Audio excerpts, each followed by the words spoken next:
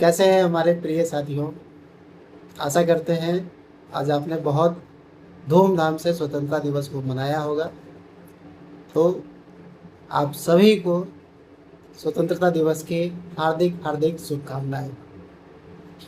मैं आपका कुमार रुपेश आप सभी का स्वागत करता हूं आपके अपने YouTube channel bright Horizons edu पे।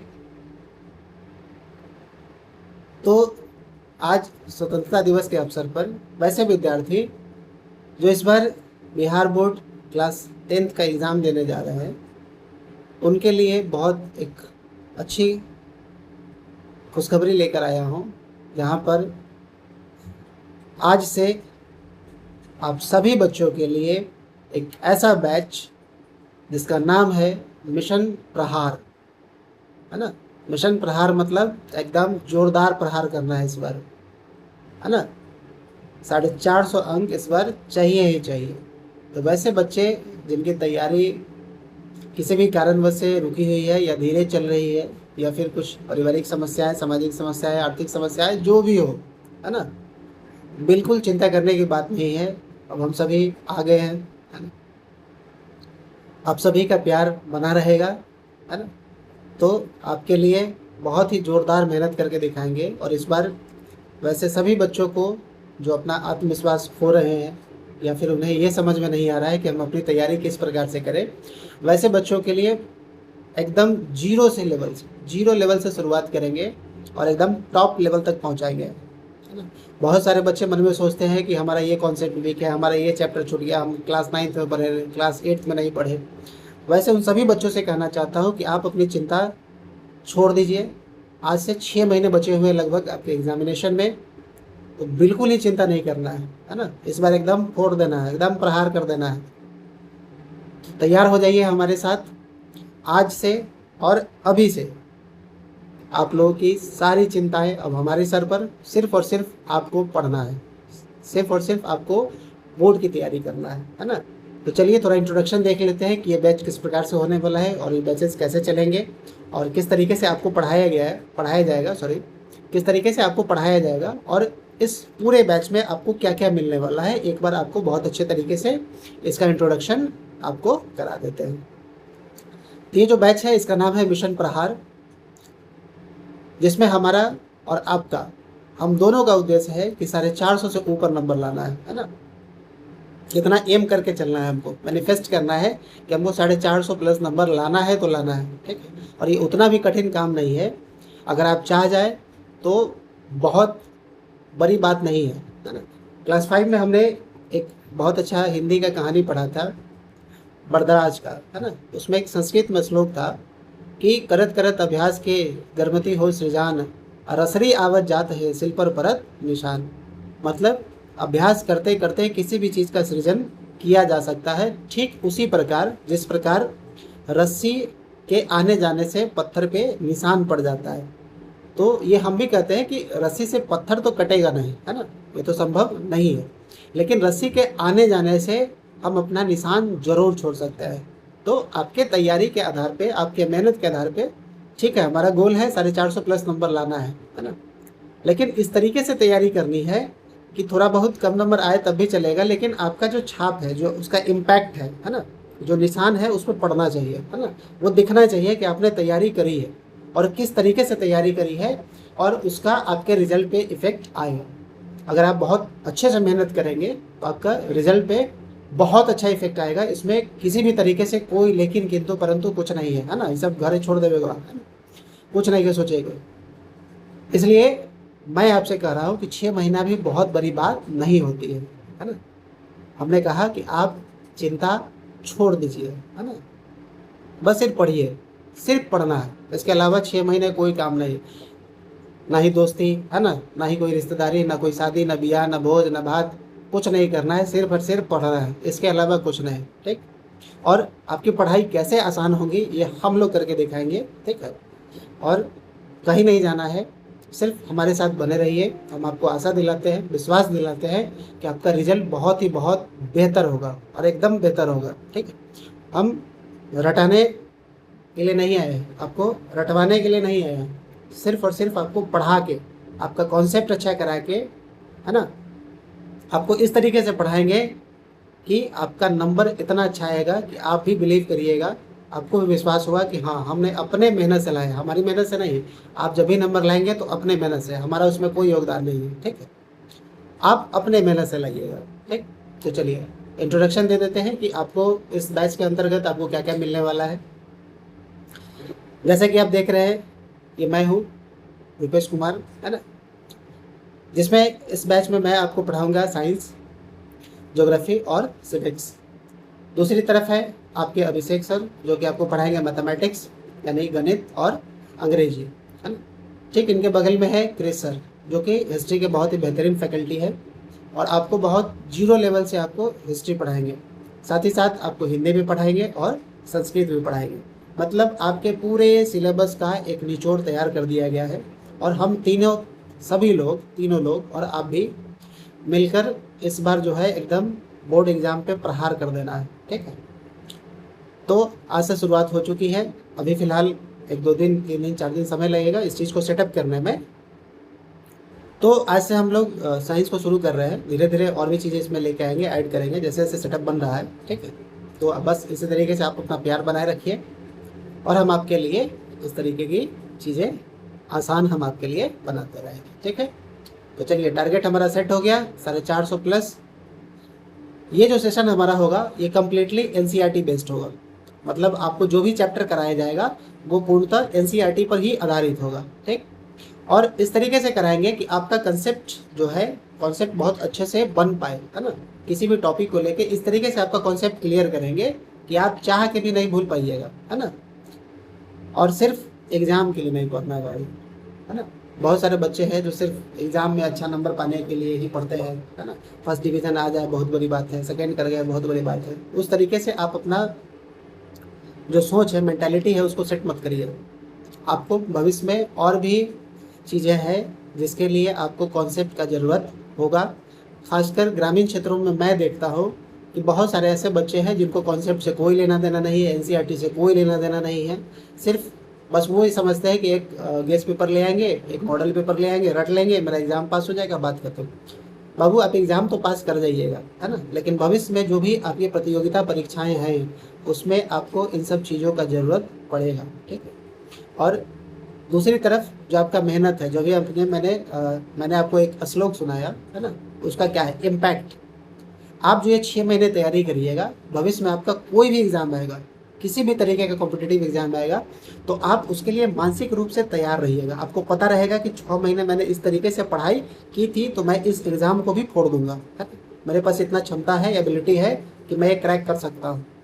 तो ये तैयारी आपको ये नहीं दिखाता है कि आपका बोर्ड का नंबर आ जाएगा, ठीक है, परसेंटेज ज़्यादा मायने नहीं रखता है, लेकिन जो उसका इम्पैक्ट होता है ना, जो उसका जो निष्कर्ष निकलता है, आपके जीवन पे जो छाप पड़ेगा वो ये पड़ेगा कि हाँ हम इतना मेहनत कर सकते हैं। तो आपको अपना एबिलिटी, अपना क्षमता का ज्ञान हो जाएगा कि हम किस तरीके के एग्जामिनेशन के लिए भी हम तैयारी कर सकते हैं। मैं इसलिए कहता हूँ कि बच्चों को आप जी तोड़ मेहनत करिए, है ना, अपने क्षमता को बढ़ाइए ताकि आपको ये पता चले कि हम किस जगह पे बैठ रहे हैं, है ना। अपना एक लेवल सेट करिए कि इस तरीके का लेवल है मेरा, और दिन प्रतिदिन उसको बढ़ाते जाइए ताकि फ्यूचर में आप किसी भी तरीके के एग्जामिनेशन को निकाल सकते हैं। आपके पास ये एबिलिटी है, क्षमता है, लेकिन बच्चे अपने क्षमता को इग्नोर करते हैं, है ना, या फिर अपने परिस्थिति के हिसाब से जो उनके एक इकोसिस्टम है, उस इकोसिस्टम में वो एक इस तरीके से क्रिएट नहीं हो पाता है, वो चैनलाइज नहीं हो पाता है सिस्टम कि ताकि वहाँ एक पढ़ाई का माहौल मिल सके, है ना। आपको बच्चे उस तरीके ढंग के नहीं मिलेंगे कि जो आपको समझाए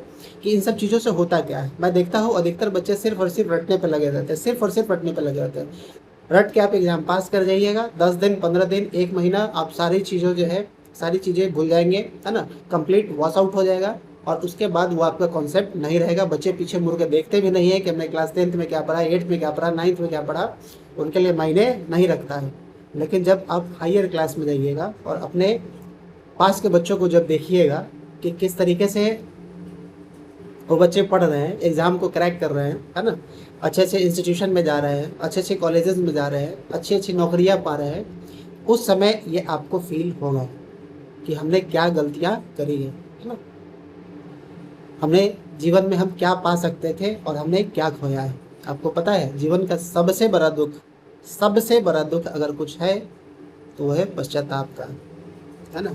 आपके शब्द के आगे, आपके वाक्य के आगे अगर काश लग गया, है ना, ये आपके लिए बहुत ही जीवन में दुखदाई होगा। और ये बात आप लिख लीजिए, ठीक है, आप सेव करके रख लीजिए। ये एक दिन आपको फील होना है। आप भविष्य में कहीं भी रहिएगा, आपको ये चीज़ याद आएगा कि मैंने काश ये कर लिया रहा था, काश थोड़ा हमने मेहनत कर लिया रहा था, तो मेरे लिए भी कोई बड़ी बात नहीं रहती, है ना। और ये जो एज होता है टीनेज का, इसमें खासकर बच्चे गलतियाँ करते हैं क्योंकि उस तरीके का इन्वायरमेंट नहीं होता है। तो या तो आप अपना इन्वायरमेंट बदल लीजिए, या तो ऐसे दोस्तों के साथ रहिए, वैसा एक माहौल बनाइए जहाँ पे सिर्फ और सिर्फ पढ़ाई हो, उसके अलावा कुछ ना हो, है ना। यही समय है आपको बनने का, है ना। हमारे गुरु जी कहा करते थे कि ये जो टीनेज होता है 13 to 19, यही समय होता है बच्चों को बनने का और बिगड़ने का। एक बार अपने रास्ते से अपने आप को हटाया, आप फिर दोबारा उस रास्ते पे आने में आपको बहुत ज़्यादा मेहनत लगेगा, है ना। कई सारे बच्चे लौट भी नहीं पाते हैं, है ना। ऐसी व्यवस्था में चले जाते हैं जहाँ से उनका लौटना लगभग नामुमकिन होता है। तो इन सब चीज़ों को समझिए, ठीक है। और सिर्फ 6 महीना हम आपसे मांग रहे हैं, 6 महीना रहिए, कंप्लीट रहिए। कुछ नहीं सोचना है मेरा ये छूट गया, मेरा वो छूट गया, मेरा 6 महीना बीत गया, 6 महीना बाकी है, कुछ नहीं, है ना। सब चीज़ संभव है, 1 महीने में भी तैयारी संभव है। अगर आप चाह लें तो कोई बड़ी बात नहीं है बोर्ड एग्जाम, ठीक है। तो चलिए आज का सेशन शुरू करते हैं, ठीक है। बहुत ज़्यादा ही आपसे बात हो गई है, ठीक है। तो आज पहला क्लास है, तो इतना कहना ज़रूरी है ताकि आप लोग भी जो है इन सब चीज़ों को समझें, ठीक है। चलिए तो शुरू करते हैं। तो चलिए बिना किसी देरी के शुरू करते हैं। जहाँ पे आज हम लोग पढ़ने वाले हैं जीव विज्ञान का पहला अध्याय, जिसका नाम है जैव प्रक्रम, ठीक है। तो इसमें हम जीवों के बारे में पढ़ेंगे, है ना। जीव किस प्रकार से जो है अपना पोषण करते हैं, किस प्रकार से वो अपने अनुरक्षण कार्यों को करते हैं, ठीक है। उनका पोषण का प्रक्रिया क्या है, शरीर के अंदर चलने वाली क्रियाएं क्या क्या है ना, कौन कौन से एक्टिविटीज़ जो है बॉडी के अंदर होता है, हम उसके बारे में जानेंगे, ठीक है। कि आखिर जो जीव है उनका जो संपूर्ण शारीरिक संरचना है वो किस प्रकार से कार्य करती है, और उन सभी कार्यों का आखिर क्या उद्देश्य है ना। इन सभी चीज़ों में किस तरीके से जीव इसको प्राप्ति करते हैं, है ना, कैसे उनको चलाते हैं, और कैसे अपने शरीर को जो है वो अनुरक्षित करते हैं, उसको बचाते हैं, है ना, और अपने आप को सर्वाइव करते हैं। किस तरीके से हमारी शरीर जो है अपने आंतरिक संरचनाओं को मजबूत रखती है, किस तरीके से उसका मरम्मत करती है, ठीक है। कैसे जो हमारे शरीर में टूट फूट होता है उनको हम किस तरीके से ठीक करते हैं, ठीक है। इन सभी चीज़ों को हम लोग इसमें देखेंगे, ठीक है। चलिए तो देखिए, पहला है हम जैव तथा अजैव निर्जीवों में अंतर कैसे स्पष्ट करते हैं। जो भी जैविक चीज़ें हैं और अजैविक चीज़ें हैं, जिसको हम सजीव और निर्जीव कहते हैं, इनमें हम अंतर कैसे स्पष्ट करते हैं। तो आखिर ये है क्या, सजीव क्या है, निर्जीव क्या है, इनको हम कैसे एक दूसरे से जो है इनके को हम अलग रखते हैं, इनका क्या क्या मापदंड है। तो जो सजीव होते हैं हम ये कहते हैं कि जो चल सकते हैं, है ना, जो सांस ले सकते हैं, जो खा सकते हैं, ठीक है, जो दौड़ सकते हैं, खेल सकते हैं, मतलब एक शारीरिक गतिविधियों के आधार पर हम कहते हैं कि सजीव जो है जिनके अंदर प्राण होता है, जो जीवित होते हैं, सांस ले सकते हैं, भोजन कर सकते हैं, है ना, एक जगह से दूसरे जगह विस्थापित हो सकते हैं, ऐसे जीवों को हम लोग सजीव कहते हैं। दूसरी तरफ जो अजैव है, निर्जीव है ना, तो ये जो है ये किसी भी तरीके के मूवमेंट को नहीं दिखाते हैं, मतलब एक जगह से दूसरे जगह से नहीं जाते हैं, जिस स्थान पे है उसी स्थान पे पड़े रहते हैं। तो इस प्रकार से हम साधारण अवधारणाएं हैं जिसके आधार पे हम सजीव और निर्जीव को के बीच हम अंतर को देखते हैं। कुत्ते को दौड़ते हुए देखते हैं, गाय को जुगाली करते हुए देखते हैं, है ना, गली में इंसान को जोर से चीखते हुए देखते हैं, या फिर इन सब एक्टिविटी के आधार पे हम लोग कह देते हैं कि ये क्या है, सजीव है। यदि कुत्ता, गाय, इंसान सो रहा है तो क्या तब भी हम कहेंगे कि ये सजीव है। लेकिन हम ये कैसे जानेंगे, आखिर हमको कैसे पता चलेगा कि ये सजीव है ना। उठने से, बैठने से, खाने से किस प्रकार से पता चलेगा, हम कैसे पता लगाएंगे कि आखिर ये सजीव ही है ना, ये निर्जीव नहीं हो सकते हैं। हम इन्हें सांस लेते देखते हैं और हम जान लेते हैं कि ये सजीव है। तो प्राथमिक स्तर पे हम ये बता सकते हैं कि मान लीजिए कि हम बैठे हुए हैं, ठीक है, तो ये कैसे पता चलेगा, या तो हमारे आंखें खुली रहेंगी, जैसे हम आपसे बात कर रहे हैं, है ना, तो हमारे होंठ कंपन कर रहे हैं, ठीक है, हम अपने हाथों को हिला रहे हैं, बैठे हुए हैं, सांस ले रहे हैं, सब चीज़ें दिखेंगी। लेकिन अगर जब हम सो रहे हैं तो उस समय इस तरीके का बॉडी का जो मूवमेंट होता है ना, शरीर की जो गतिविधियां है ये दिखाई नहीं देती है ना, ये पता नहीं लगता है कि आखिर क्या हो रहा है। ठीक है, तो हल्का से ये आभास होता है कि व्यक्ति सांस ले रहा है ना, क्योंकि जो हमारा फेफड़ा है वो फूलते हुए और पिचकते हुए दिखाई देता है, तो हम कह देते हैं कि ये व्यक्ति है ना सजीव है या जीवित है। ठीक है, हम उन्हें सांस लेते देखते हैं और जान लेते हैं कि ये सजीव है। पौधे के बारे में हम कैसे जानेंगे कि सजीव है? तो जो हमारे आसपास जो पौधे दिखाई देते हैं इसका हम कैसे पता लगाएंगे कि ये सजीव है ना? क्या अवधारणाएं हैं इनको लेकर? तो हम कहेंगे कि इसमें से कुछ हरे दिखते हैं। तो जो साधारण अवधारणा है वो क्या है कि जो पौधे जो हरे दिखते हैं वो सजीव है ना, यानी जीवित है। ठीक, तो उन पौधों के बारे में क्या कहेंगे जिनके पत्तियों के जो रंग होते हैं वो अलग अलग होते हैं, इनको हम कैसे बताएंगे? वे समय के साथ वृद्धि करते हैं, अतः हम कह सकते हैं, है ना। तो पौधे चलिए, पौधे तो एक जगह से दूसरी जगह जाते नहीं है ना, तो हम वहाँ क्या कह सकते हैं कि उनमें वृद्धि होती है, तो वृद्धि के आधार पर हम कह सकते हैं कि क्या है, सजीव है। ठीक है,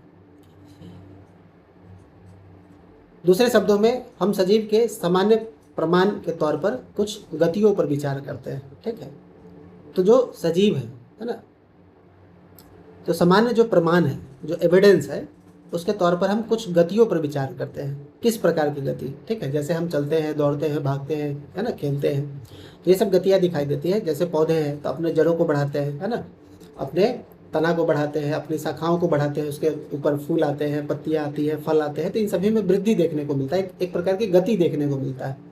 तो इन सब गति पर हम विचार करते हैं कि गतियाँ क्या है। ठीक है, ये तो जो हमारी सामान्य प्रमाण है ना, जो हमारे सामने जो साक्ष्य है उसके आधार पर हम कहते हैं, परंतु जिनमें गति स्पष्ट रूप से नहीं दिखाई देती है। मान लीजिए कि कोई ऐसे जीव है जिनके अंदर हम किसी भी प्रकार की गतिविधि को नहीं देख सकते हैं, हम अब कैसे बताएंगे, है ना, वो परिलक्षित नहीं होती है, मतलब दिखाई नहीं पड़ती है, तो कैसे पता चलेगा? कुछ जंतु सांस लेते हैं परंतु उनमें गति स्पष्ट रूप से नहीं दिखाई देती है। कुछ जंतु है जो सांस लेते हैं लेकिन उनके अंदर वो गति दिखाई नहीं देती, यानी सांस लेते समय उनके शरीर में जो गतिविधियां हैं, जैसे हम लोग सांस लेते हैं तो हमारा फेफड़ा फूलता है, लेकिन वो लोग जब सांस लेते हैं तो उनका वो गतिविधि दिखाई नहीं देता है। तो क्या वे भी सजीव है? अतः दिखाई देने वाले गति जीवन के परिभाषित लक्षण के लिए पर्याप्त नहीं है। मतलब सामान्य प्रमाण के तौर पर जो हम लोग गति देखते हैं वो क्या है, इस चीज को परिभाषित करने के लिए कि वो सजीव है या निर्जीव है, ये लक्षण पर्याप्त नहीं है कि सिर्फ हम गति के आधार पर बता दें। जो सामान्य प्रमाण जो हमको दिख रहा है ना, जो भौतिक आधार पर जो उसके हम शारीरिक संरचना में जो चेंजेस आ रहे हैं, जो बदलाव आ रहे हैं, उसके आधार पर कर रहे हैं। ठीक है, तो वो तो है, तो ये पर्याप्त नहीं है। अति सूक्ष्म स्केल पर होने वाली गतियाँ आंखों से दिखाई नहीं देती है। अगर मान लीजिए कि ये जो गति है बहुत न्यूनतम हो, बहुत सूक्ष्म हो, तो ये तो दिखाई देगा नहीं। ठीक है, जैसे मान लीजिए कि आप अपने बिछावन पर बैठे हुए हैं, ठीक है, तो आपके शरीर के आसपास या फिर कोई छोटा सा जीव आ जाता है, चींटी आ जाता है, ठीक है, तो आप उसको देख सकते हैं, लेकिन वही चींटी अगर कुछ दूर चल रहा होगा तो उसकी गतिविधि को आप नहीं देख पाइए, क्योंकि दूरी बढ़ने के साथ उसका आकार छोटा हो जाता है। तो बहुत सारे ऐसे छोटे छोटे सूक्ष्म जीव हैं जो हमको नंगी आंखों से दिखाई नहीं देते हैं, तो उनके बारे में हम कैसे कहेंगे, क्योंकि वहाँ तो वो दिखता नहीं है, तो हम कैसे बताएंगे? उदाहरण के लिए अणुओं की गतियाँ, है ना, तो कैसे पता लगाएंगे? अणुओं की गतियाँ के आधार पर हम ये पता लगाएंगे। यह अदृश्य आणविक गति जीवन के लिए आवश्यक है, यानी यह जो अदृश्य आणविक गति है ये जीवन के लिए आवश्यक है। अब ये अदृश्य आणविक गति क्या है? ठीक है, आणविक गति कहने का मतलब जो अणु है जब वो गति करते हैं, है ना, तो किसी भी शारीरिक संरचना के अंदर, जैसे हमारा शरीर है, ठीक है, तो एक छोटा सा उदाहरण लेते हैं कि जब आप सांस लेते हैं तो सांस लेते क्रम में क्या होता है कि हम वायु को अंदर लेते हैं, है ना। ये कभी मत कहिएगा कि हम ऑक्सीजन को अंदर लेते हैं, क्योंकि जब हम सांस लेते हैं तो यहाँ पे किसी प्रकार का कोई फिल्टर नहीं लगा हुआ है जो कि ऑक्सीजन को छांट लेगा, बाकी गैस को वहीं पे छोड़ देगा। हम पूरे वायु को अवशोषित करते हैं ना, मतलब सांस लेते हैं। तो जो वायु जाती है हमारे अंदर उसमें क्या है, हमने पढ़ रखा है कि सभी के छोटे छोटे अणु होते हैं। कार्बन डाइऑक्साइड है ना, नाइट्रोजन है, हाइड्रोजन है, हीलियम है, ऑक्सीजन है, बहुत सारे हमारे वायुमंडल में गैसेज है। तो उन सभी वायु को हम लोग लेते हैं, है ना, उन सभी गैसों को हम लोग खींचते हैं, तो उसमें सभी गैसेज आते हैं, है ना। तो वो जो अणु है वो क्या करते हैं, गति करते हैं, है ना। जब हम अंदर की तरफ हवा खींच रहे हैं तो क्या कर रहे हैं, गति कर रहे हैं। तो ये जो गतियाँ हैं इसी को हम लोग क्या कहते हैं, आणविक गति कहते हैं। ठीक है, जैसे हमारे शरीर में जो रक्त का बहाव होता है, रक्त का जो संचरण होता है ना, तो जो हमारा ब्लड सर्कुलेशन सिस्टम है, रक्त का जो संचरण प्रणाली है, उसमें हम क्या देखते हैं कि रक्त हमारा बहता है, ठीक है। हमारे शरीर में हर एक भाग तक जो है रक्त बहता है, खून बहता है, तो वो भी एक अणु के रूप में हम कहते हैं, ठीक है। तो उनका जो है गतियाँ होती है, ठीक। तो किसी भी जीव का पता लगाने के लिए कि वो जीवित है या नहीं है, ये पता लगता है कि उनके शरीर के अंदर आणविक गति है कि नहीं है, ठीक है। तो बेसिकली यूँ कहे जिसको हम लोग कहते हैं movement of carbon based molecules, है ना। तो ये सब हमारे बॉडी में जो मॉलिक्यूलर मूवमेंट होता है, सॉरी कार्बन बेस्ड नहीं, मॉलिक्यूलर मूवमेंट, ठीक है, इसको मॉलिक्यूलर मूवमेंट कहते हैं। तो हमारे बॉडी में मॉलिक्यूलर मूवमेंट होता है, इससे हम पता लगाते हैं कि वो व्यक्ति जीवित है या नहीं है ना। मान लीजिए कि आपके आसपास कोई वृद्ध व्यक्ति अगर मृत्यु को प्राप्त हो जाते हैं, देहांत हो जाता है उनका, तो जब वो देहांत होता है, जब वो व्यक्ति मृत्यु को प्राप्त करता है, तो लोग क्या करते हैं, पहले जाते हैं उनके नब्ज को देखते हैं, ठीक है। उसके बाद यहाँ नाक के सामने क्या करते हैं, उंगली लगा के देखते हैं कि वो सांस ले रहे हैं कि नहीं। अगर सांस ले रहे हैं तो यहाँ पे हवा जो है वो महसूस होगा, ठीक है। उनके फेफड़े को देखते हैं, ठीक है। उनके नब्ज को देखते हैं कि जो रक्त है उसका संचरण हो रहा है कि नहीं, है ना। जो ब्लड का प्रेशर है वो दिखता है कि नहीं। अगर इन सभी चीज़ों में कोई ना हो रहा है ना, तो लोग क्या करते हैं, वहाँ से उठा के नज़दीकी हॉस्पिटल के पास ले जाते हैं, या फिर आसपास के जो डॉक्टर होते हैं, हमारे गांव घर में जो छोटे डॉक्टर होते हैं, ठीक है, वो क्या करते हैं, बीपी मशीन से चेक करते हैं, ठीक है। अगर उनके पास ईसीजी होता है तो ईसीजी लगा के चेक करते हैं। ये क्या दिखाता है, ये दिखाता है हमारे शरीर के अंदर आणविक गति, क्योंकि यह अदृश्य है, हम इसको देख नहीं सकते हैं। अपने शरीर के अंदर जो भी क्रियाएं चल रही है, जो रक्त का संचरण हो रहा है ना, जो हम हवा ले रहे हैं, तो हवा तो ऐसे भी नहीं दिखता है, ठीक है। तो वायु को तो हम देख नहीं सकते हैं। तो जब हम उसको अवशोषित करते हैं तो क्या उसको देख सकते हैं कि उसकी गतियाँ कैसे है ना, नहीं पता चलता है ना। तो इन सभी चीज़ों को, जो इनका जो बहाव है, ठीक है, इनको हम लोग क्या कहते हैं, आणविक गति कहते हैं, ठीक है। तो ये जो अदृश्य आणविक गति है, अब आया समझ में कि आणविक गति क्या होता है। तो ये जो अदृश्य आणविक गति है, यदि हम किसी प्रश्न किसी व्यवसायी जीव विज्ञानी से करें तो इसका उत्तर सकारात्मक होगा, है ना। अगर हम किसी बायोलॉजिस्ट से पूछे तो इसका उत्तर क्या देगा, वो सकारात्मक देगा, है ना। वास्तव में विषाणु के अंदर आणविक गति जब तक वे किसी कोशिका को संक्रमित नहीं करते नहीं होती है। अतः इसी कारण विवाद बना हुआ है कि ये वास्तव में सजीव है या नहीं, ठीक है। तो जो छोटे छोटे विषाणु होते हैं तो उनके अंदर जो आणविक गति है नहीं होता है। क्यों नहीं होता है, तो वो तभी होगा जैसे कोई भी विषाणु है, ठीक है। तो हमने सूक्ष्म जीव में पढ़ रखा है कि जो छोटे छोटे विषाणु होते हैं ये अगर तभी जीवित रह सकते हैं जब तक किसी भी, है ना, मेहमान के शरीर में, है ना, किसी भी होस्ट बॉडी में, जैसे हमारा शरीर है, ठीक है। तो हमारे शरीर में जब विषाणु अंदर जाएंगे और ये कोशिका के संपर्क में आएंगे, है ना, तो जब कोशिका के संपर्क में आएंगे तो उससे पोषक तत्वों को प्राप्त करेंगे और अपना पोषण शुरू कर देंगे, ठीक है। तो उनको ये इन्फेक्ट करते हैं, उनको संक्रमित करते हैं, है ना। तो तब तक नहीं देखा जा सकता है जब तक ये किसी कोशिका को संक्रमित न कर दे, उनके अंदर प्रवेश न कर जाए, शरीर के अंदर ये प्रवेश न कर जाए, तब तक नहीं पता चल सकता है। अतः इसी कारण यह विवाद बना हुआ है, क्या वास्तव में वे सजीव है या नहीं है ना। तो इसी कारण से एक विवाद है कि जो विषाणु होते हैं ये सजीव है या नहीं है। तो आप लोगों ने देखा, ठीक है, आप बचपन में छोटे रहे होंगे, 6 साल हो चुका है, अभी 10th में है तो आप लोग क्लास 3-4 में रहे होइएगा।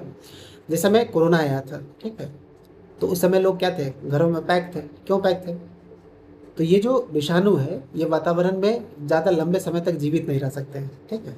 जो सूक्ष्म जीव होते हैं ये वातावरण में अगर कहे तो लंबे समय तक जीवित नहीं रह सकते। इनके जीवन के लिए, इनको जीवित रहने के लिए कुछ खास प्रकार के जो क्या कहते हैं, खास प्रकार के जो कंडीशंस है ना, वो होने चाहिए। तो अगर वो कंडीशन नहीं है, फेवरेबल कंडीशन नहीं है, ठीक है, तो वो जीवित नहीं रह सकता है। इसलिए लोगों को घर में बंद कर दिया गया कि अगर वायुमंडल में है, वो हवा के साथ तैर रहे हैं, तो ज़्यादा लंबे समय तक जीवित नहीं रह सकते हैं, क्योंकि उनके जीवित रहने के लिए कोई ना कोई एक शरीर चाहिए। जब तक किसी के शरीर के प्रवेश में नहीं जाएंगे तब तक ये पता नहीं लगेगा, ठीक है, कि वो जीवित है या नहीं है, ठीक। आई बात समझ में। चलिए, तो यही विवाद है, ठीक है, क्योंकि उनके अंदर आणविक गति को हम लोग नहीं देखते हैं, ठीक। जीवन के लिए आणविक गतियाँ क्यों आवश्यक है ना। अभी हमने आपको बताया कि हमारे शरीर के लिए आणविक गति क्यों ज़्यादा महत्वपूर्ण है। पूर्व कक्षाओं में हम लोग देख चुके हैं कि सजीव की संरचना जो है सुसंगठित होती है, ठीक है। उनमें उत्तक होते हैं, उत्तकों में कोशिकाएं होती हैं, कोशिकाओं में छोटे छोटे घटक होते हैं। सजीव के यह संगठित एवं सुव्यवस्थित संरचना समय के साथ साथ पर्यावरण के प्रभाव के कारण विघटित होने लगती है, ठीक। तो जो पहले की क्लासेस में हमने देखा है कि सजीव की जो संरचना है वो क्या होती है, सुसंगठित होती है ना। तो जैसे मान ले कि अगर हमारा शरीर है, ठीक है, तो हमारा शरीर क्या है, एक संगठन है ना। संगठन किसको कहते हैं, संगठन जिसमें हर एक व्यक्ति का एक पद बना हो, ठीक है, और हर एक व्यक्ति एक दूसरे के प्रति उत्तरदायी होता है, ठीक है, उसी को हम संगठन कहते हैं, ठीक है। इसी से है सुसंगठित। अगर कोई संगठन बहुत अच्छे से सुसंगठित है, इसका मतलब जो है हर एक पद पे बैठा हुआ व्यक्ति एक दूसरे के प्रति निश्चित रूप से उत्तरदायी होगा, है ना। ये होता है सुसंगठन। तो जैसे हमारा जो शरीर है, इसकी जो संरचना है, शारीरिक संरचना है, ये क्या है, सुसंगठित है। मतलब सभी एक दूसरे के लिए उत्तरदायी होते हैं, है ना। सभी एक दूसरे के कार्य प्रणाली में भाग लेते हैं और एक दूसरे को मदद करते हैं, ताकि ये पूरा का पूरा जो सजीव का शरीर है ये क्या रहे, जीवित रहे, यानी अनुरक्षित रहे, ठीक। तो जो सबसे छोटी इकाई है हमारे शरीर की, उसको हम लोग क्या कहते हैं, कोशिका कहते हैं, है ना। तो ये जो कोशिकाएं हैं, इसको हम लोग क्या कहते हैं, जीवों के संरचनात्मक एवं कार्यात्मक इकाई, है ना। तो ये जो कोशिका है सजीवों के संरचना एवं, है ना, उसके कार्य में क्या करता है, मदद करता है। तो किसी भी शरीर की जो संरचना है उसमें जो सबसे छोटी इकाई होता है, जो सबसे छोटा रूप होता है, वो क्या होता है, कोशिका होता है, ठीक है। तो जब आप जैव क्रम देखिएगा, है ना, जो लाइफ ऑर्डर होता है, लाइफ ऑर्डर में सबसे पहले हम क्या देखते हैं, कोशिका देखते हैं, है ना। कोशिका के बाद आता है उत्तक, ठीक, और उत्तक के बाद आता है अंग, और अंग से बनता है अंग तंत्र, है ना, और अंग तंत्र से बनता है जैव, है ना, या जीव, ठीक। तो ये क्रम है, लाइफ ऑर्डर है, ठीक है। जैसे कुछ ऐसे जीव होते हैं जो, जैसे मान लीजिए कि एक कोशिकीय है, ठीक है, तो जो एक कोशिकीय जीव है तो उनका जो लेवल ऑफ ऑर्गेनाइजेशन होगा, यानी शरीर की जो संगठन होगा, शरीर का जो संगठनात्मक जो संरचना होगी वो कोशिका स्तर की होगी। कुछ ऐसे जीव होंगे जिनके शरीर में उत्तक तक संरचना होगी, है ना, यानी उनके शरीर का जो संगठन है वो उत्तक पर आधारित होगा, यानी उनके अंदर कोशिकाएं होंगी और उन कोशिकाओं के समूह से एक खास प्रकार के उत्तक बने होंगे जो उनके शारीरिक संरचना में एक खास प्रकार के अनुरक्षण कार्य को करेंगे, ठीक है। तो उनकी जो शारीरिक संगठन है ना, वो उत्तक स्तर का होता है, कुछ में अंग स्तर का होता है ना, कुछ में अंग तंत्र का होता है ना, और कुछ में जैसे हम लोग क्या है, अंग तंत्र तक के है। हमारा जो लेवल ऑफ ऑर्गेनाइजेशन है वो क्या है, अंग तंत्र, ठीक है। तो हम लोग अंग तंत्र तक, जैसे हमारा पाचन तंत्र, श्वसन तंत्र, है ना। तो एक सिस्टम को चलाने के लिए, है ना, ऑर्गन सिस्टम, क्या कहते हैं इसको, ऑर्गन सिस्टम, यानी एक सिस्टम को चलाने के लिए बहुत सारे ऑर्गन साथ आते हैं, ठीक है, यानी बहुत सारे अंग मिलकर साथ आते हैं ताकि एक तंत्र बन सके, ठीक है। जैसे हमारा पाचन तंत्र, श्वसन तंत्र, प्रजनन तंत्र, है ना, उत्सर्जन तंत्र, ये सभी क्या है, तंत्र है, एक सिस्टम है, ठीक है। संवहन तंत्र, जैसे हमारा रक्त का संचरण होता है तो क्या है, ब्लड सर्कुलेटरी सिस्टम कहते हैं उसको। तो ये सभी चीज़ों में अंग जो है एक खास प्रकार के काम को करते हैं, ठीक है, उसके लिए एक सिस्टम क्रिएट करते हैं, ठीक है। तो यही है। तो जो कोशिकाएं हैं, ठीक है, इनमें उत्तक होते हैं, उत्तक में कोशिकाएं होते हैं, और कोशिकाओं में भी छोटे छोटे घटक होते हैं जिसको हम लोग क्या कहते हैं, तो क्लास 9th में आप लोगों ने पढ़ा होगा, जिसको हम लोग कहते हैं कोशिकांग, ठीक है। क्या कहा जाता है, सॉरी, इसको हम लोग कहते हैं कोशिकांग, यानी सेल ऑर्गेनेल्स। तो ये जो कोशिका के जो अंग होते हैं उनको हम लोग क्या कहते हैं, कोशिकांग कहते हैं, ठीक है। जैसे केंद्रक है ना, जीव द्रव्य है, उसके बाद कोशिका भित्ति है, ठीक है, प्लाज्मा है, जेनेटिक सब्सटेंस है, डीएनए, आरएनए, ठीक है, माइटोकॉन्ड्रिया, गोल्गी अपैरेटस, ठीक है, गोल्गी उपकरण, लाइसोसोम, ये सब बहुत सारी इसके अंदर के ऑर्गन सिस्टम होते हैं जिसको हम लोग क्या कहते हैं, कोशिकांग कहते हैं। तो कोशिका के अंदर भी बहुत सारे भाग होते हैं, तो छोटे छोटे घटक होते हैं, ठीक। सजीव की तरह सजीव की यह सुसंगठित एवं सुव्यवस्थित संरचना समय के साथ साथ पर्यावरण के प्रभाव के कारण विघटित होने लगती है, ठीक है। तो ये जो सजीव की सुसंगठित एवं सुव्यवस्थित संरचना है, समय के साथ साथ क्या है, धीरे धीरे जब आपका उम्र बढ़ेगा, है ना, और पर्यावरण के प्रभाव के कारण जो है विघटित है, मतलब घटने लगता है, धीरे धीरे आप क्या होइएगा, बूढ़े होइएगा, और यह व्यवस्था टूटती है, मतलब धीरे धीरे क्या होगा, ये व्यवस्था टूटती जाएगी और जीव अधिक समय तक जीवित नहीं रह पाएगा। अब आदमी क्या है, आदमी तो मरणशील है ना। आदमी क्या है, मरणशील है, अमर तो है नहीं, तो एक दिन सबको मरना है। लेकिन ये होता कैसे है, आपकी उम्र क्यों बढ़ती है? तो समय के साथ साथ क्या है कि जो हमारे शरीर की जो संरचना है ना, जो संगठन है, वो समय के साथ साथ पर्यावरण के प्रभाव पर निर्भर करता है ना। पर्यावरण इसके ऊपर प्रभाव डालता है और धीरे धीरे यह जो जीव है ये विघटित होने लगता है। अर्थात यह जब व्यवस्था टूटती है तो जीव अधिक समय तक जीवित नहीं रह पाता है। अतः जीवों के शरीर को मरम्मत तथा अनुरक्षण की आवश्यकता होती है। ठीक है। अब मान लीजिए कि कोई छोटा सा घर हमने बनाया, कोई छोटा सा सामान हमने खरीदा, चाहे एक गाड़ी ही खरीदे, है ना। तो अगर आप सिर्फ गाड़ी को चलाने के लिए खरीदे हैं, है ना, आप उसको साफ़ सुथरा नहीं करिएगा, टाइम टू टाइम सर्विस नहीं करिएगा, तो क्या आपको लगता है कि वो गाड़ी आप लंबे समय तक उसका इस्तेमाल कर सकते हैं? नहीं। क्यों? क्योंकि समय दर समय क्या चाहिए, उसको सर्विस चाहिए, है ना। अच्छा इंजन ऑयल डालना पड़ेगा, अच्छा पेट्रोल डालना पड़ेगा, है ना, अच्छे तरीके से उसकी साफ सफाई रखनी होगी। ठीक है। नहीं तो क्या होगा, जंग लगने लगेगा, आपका टायर रिसने लगेगा। ठीक है।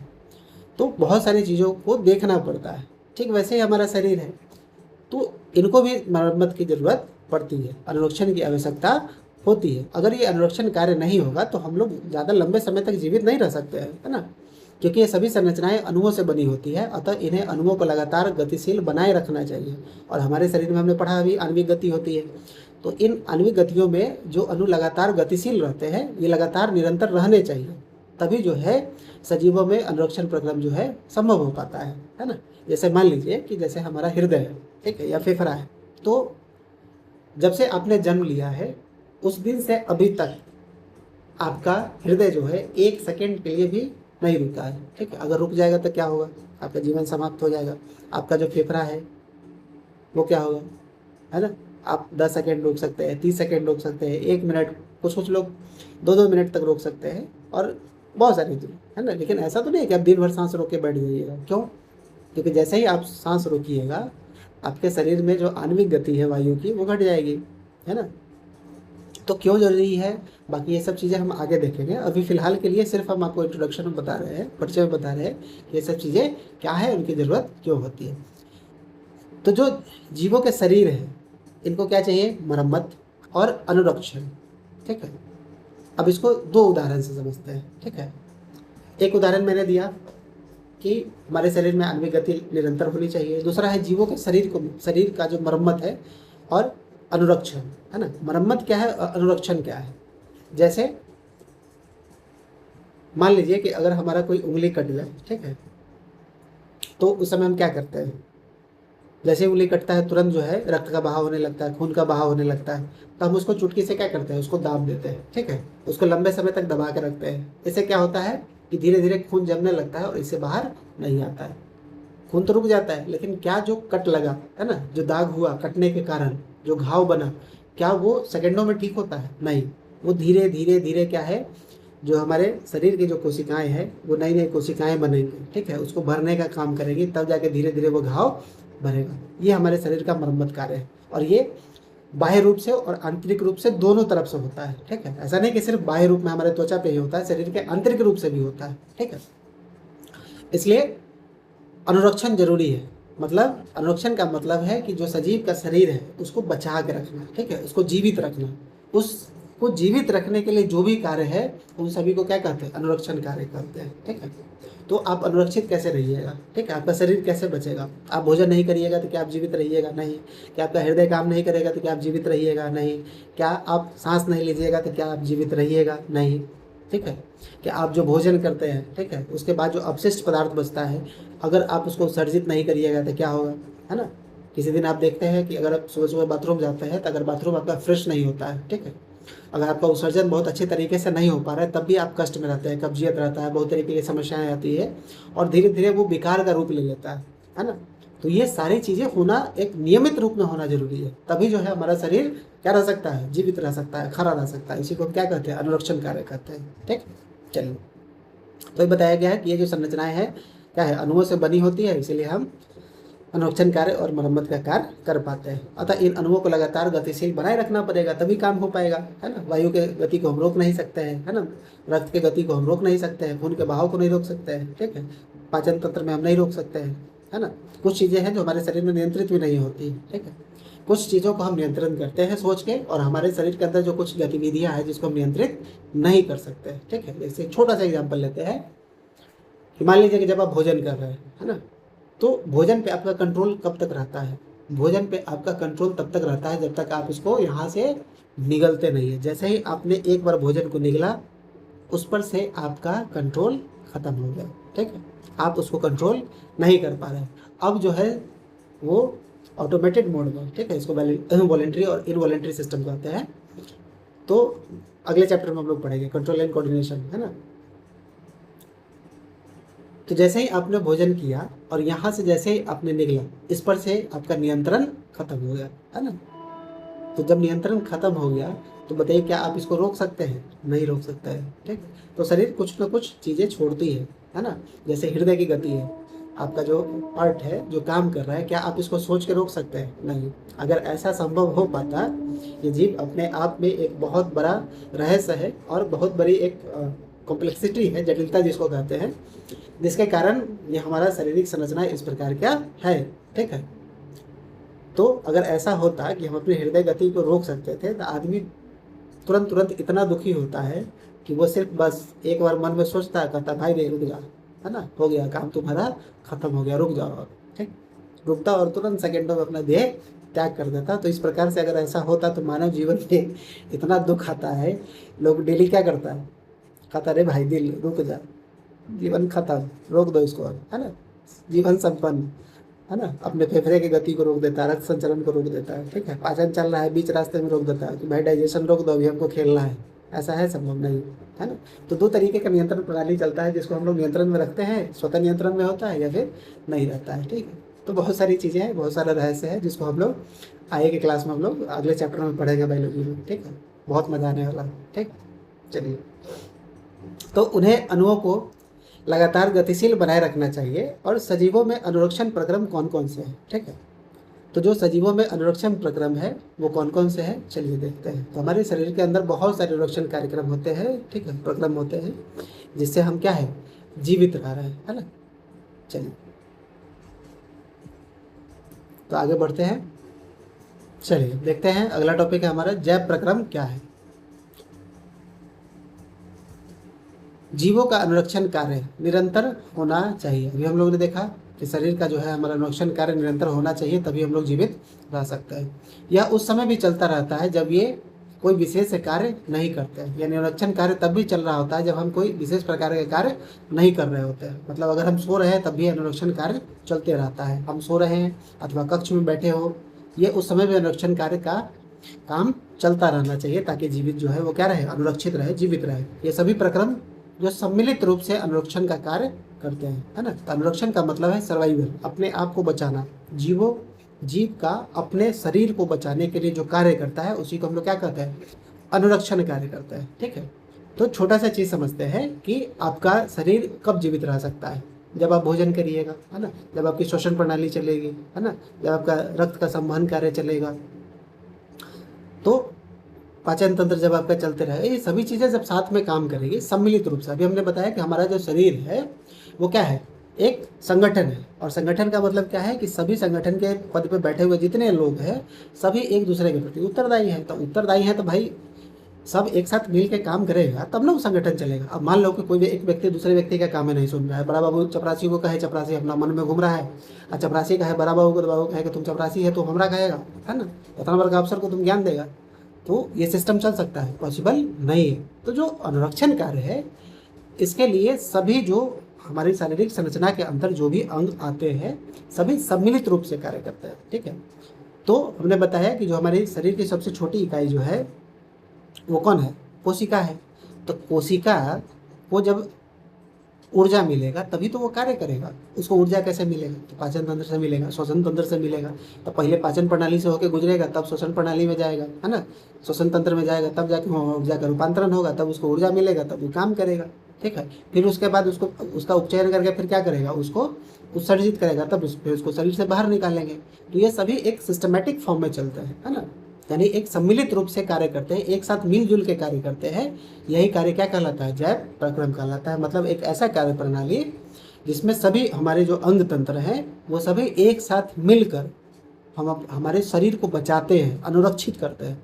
और इसी अनुरक्षण के कारण जो है ये क्या कहलाता है, इसको हम जैव प्रक्रम कहते हैं। ठीक है, यानी जो हमारा लाइफ प्रोसेस है, यानी थ्रू आउट लाइफ, पूरे जीवन भर, है ना, ये प्रक्रिया कभी बंद नहीं होता, ये सम्मिलित रूप से आजीवन कार्य करते रहेंगे।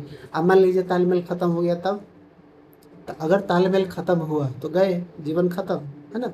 तो समन्वय होना चाहिए, अगर समन्वय नहीं है तो फिर ये कार्य संभव नहीं हो सकता है। समन्वय का मतलब कोऑर्डिनेशन, एक दूसरे के बीच में जो है तालमेल होना चाहिए। अब पाचन प्रणाली जो है काम कर रही है, हमारा पाचन तंत्र काम कर रहा है, अब उसमें से पोषक तत्व निकाल लिया, और निकाल के संचरण तंत्र को देगा नहीं, और संचरण तंत्र जो है जब उसको मिलेगा नहीं तो कोशिका को क्या मिलेगा, कुछ नहीं। तो जब कोशिका को पोषक तत्व नहीं मिलेगा तो उसे ऊर्जा कैसे प्राप्त करेगा। यानी एक अंग भी हमारे शरीर का काम करना बंद कर दे तो हमारे लिए शरीर का अनुरक्षण कर पाना, यानी जैव अनुरक्षण कर पाना असंभव हो पाएगा। ठीक है, और धीरे धीरे जो है मृत्यु की तरफ गति करेगी। ठीक, आया समझ में कि जैव प्रक्रम क्या है। ठीक, चलिए अब ये होता क्यों है, जैव प्रक्रम क्यों है ना, क्या क्या है। क्योंकि क्षति और टूट फूट के रोकने के लिए अनुरक्षण प्रक्रम की आवश्यकता होती है। तभी हमने आपको बताया था, जिस प्रकार से उंगली कटती है, जो शरीर के अंदर रिपेयर होता है, कोई अंग तंत्र अगर इन्फेक्शियस हो गया है, संक्रमण हो गया है, तो शरीर धीरे धीरे उसको ठीक करती है ना। हमारे शरीर के अंदर एक प्रकार की एक प्रकार की जो है एंटीबॉडी सिस्टम होता है। ठीक है, रोग प्रतिरोधात्मक क्षमता होती है, जो रोगों से लड़ने के लिए एक क्षमता प्रदान करती है, जो अपने आप करती है। ठीक है, तो ये शरीर के अंदर भी होते रहता है और शरीर के बाहर भी होते रहता है। ठीक, तो यही क्या कहलाता है, अनुरक्षण प्रक्रम की आवश्यकता होती है, ताकि जो शरीर के अंदर मरम्मत है उसको किया जा सके, जो टूट फूट है, क्षति हो गया, उसको क्या किया जाए, ठीक किया जा सके। आप याद करिए कि बचपन से लेकर अभी तक, है ना, छोटे से घाव लेकर बड़े से बड़े घाव तक, चोट तक, है ना, इन सभी चीज़ों से जो है जीव जो है वो उसको हील कर लेता है, मतलब फिर उसको पुनः प्राप्ति कर लेता है। ठीक है, भले ही उस रूप में ना हो लेकिन फिर भी होता है। उस रूप में कहने का मतलब कि जैसे किसी की हड्डी टूट गई, है ना, तो वो एक समय के बाद फिर जुड़ जाता है। हाँ, पहले की तरह नहीं रहता है हड्डियों में, ठीक है, लेकिन बाकी चीज़ों में उतना देखने को नहीं मिलता है, वो अपने आप फिर धीरे धीरे ठीक होता है। ठीक है, इसलिए इन्हें ऊर्जा की आवश्यकता होती है। अब मान लीजिए कि कोई भी शरीर जीवित कब रहेगा, हमने बताया कि हमारे शरीर की जो सबसे छोटी इकाई है वो क्या है, कोशिकाएं हैं। तो ये कोशिकाओं को जब तक ऊर्जा नहीं मिलेगा ये कार्य करेगा नहीं। यानी उस ऑर्गेनाइजेशन का जो भी लोग है, उस संगठन का जो भी आदमी है, हम बार बार संगठन बता रहे हैं क्यों, कि उस संगठन से आपको समझने का मिलेगा कि किस तरीके से कार्यप्रणाली काम करती है। तो संगठन के जितने लोग हैं, है ना, कोई ऑफिस है, एक संगठन बना हुआ है, तो क्या उनको तनख्वाह नहीं मिलेगा तो काम करेगा व्यक्ति, नहीं करेगा, है ना। तो इसको इस तरीके से समझिए कि उनको भी ऊर्जा की आवश्यकता होती है, और यह ऊर्जा एकल जीव के शरीर के बाहर से आती है। ऊर्जा कहाँ से आती है, तो जीव के शरीर से बाहर से आती है, शरीर के बाहर से आती है। कैसे, तो भोजन हम कहाँ से प्राप्त करते हैं, बाहर से। तो हमारे सराउंडिंग्स में, हमारे आसपास की चीज़ों से जो भोजन को प्राप्त करते हैं, तो बाहर का क्षेत्र है, तो बाहर का क्षेत्र से हमने भोजन लिया और तब उसको ग्रहण किया। इसलिए ऊर्जा के स्रोत का बाहर से जीव के शरीर में स्थानांतरण, यानी जो ऊर्जा है, ऊर्जा का स्रोत है वो क्या है, बाहर से जीव के शरीर में, है ना। बाहर से कहाँ है, जीव के शरीर में। हमने भोजन बाहर से लिया, है ना, उसको चबाया, फिर उसको निकल गया, कहाँ ले गया, हमने शरीर के अंदर ले गए। तो शरीर के अंदर जाने के लिए एक स्थानांतरण प्रक्रिया होनी चाहिए, कैसे पहुँचेगा, है ना। तो हम भोजन को लेते हैं, दांतों से चबाते हैं, जीभ से उसको मिलाते हैं, उसमें हम क्या कहते हैं, लाला रस मिलाते हैं, ठीक है, और उसको अंदर ग्रहण करते हैं। फिर यहाँ से, है ना, आहार नली से जो है धीरे धीरे आगे की तरफ बढ़ता है। तो ये सब चीज़ें क्या है, एक स्थानांतरण के लिए एक प्रक्रम होना चाहिए, एक सिस्टम होना चाहिए, एक कार्य होना चाहिए, जिससे वो आगे बढ़ सके। इस ऊर्जा के स्रोत को हम भोजन के शरीर के अंदर लेने के प्रक्रम को क्या कहते हैं, पोषण कहते हैं। यानी पोषण क्या है, कि ऊर्जा के स्रोत को हम भोजन तथा शरीर के अंदर लेने के प्रक्रम को क्या कहते हैं, पोषण कहते हैं, है ना। यही आपकी पोषण की परिभाषा है। यदि जीव में शारीरिक वृद्धि होती है ना, अगर जीव में शारीरिक वृद्धि होती है तो उसे बाहर से अतिरिक्त कच्ची सामग्री की भी आवश्यकता होगी, है ना। तो बाहर से अतिरिक्त कच्ची सामग्री क्या है, उसकी भी जरूरत पड़ती है, क्योंकि पृथ्वी पर जो जीवन है वो कार्बन आधारित अणुओं पर निर्भर है। पृथ्वी पर जो जीवन है वो कार्बन आधारित अणुओं पर निर्भर है। ठीक है, क्यों है?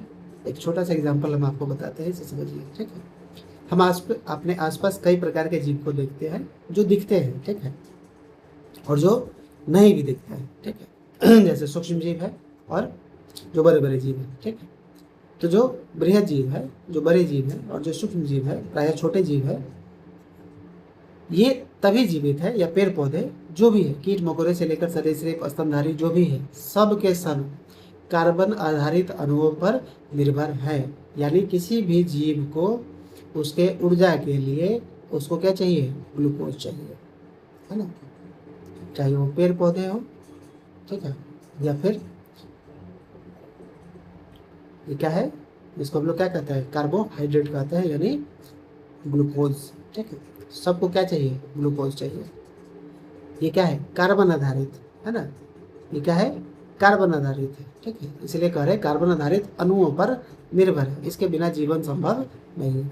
अतः अधिकांश खाद्य पदार्थ भी कार्बन आधारित है। अभी बताया अधिकांश खाद्य पदार्थ क्या है? कार्बन आधारित है ना। एक और देख लीजिए, C2H5OH।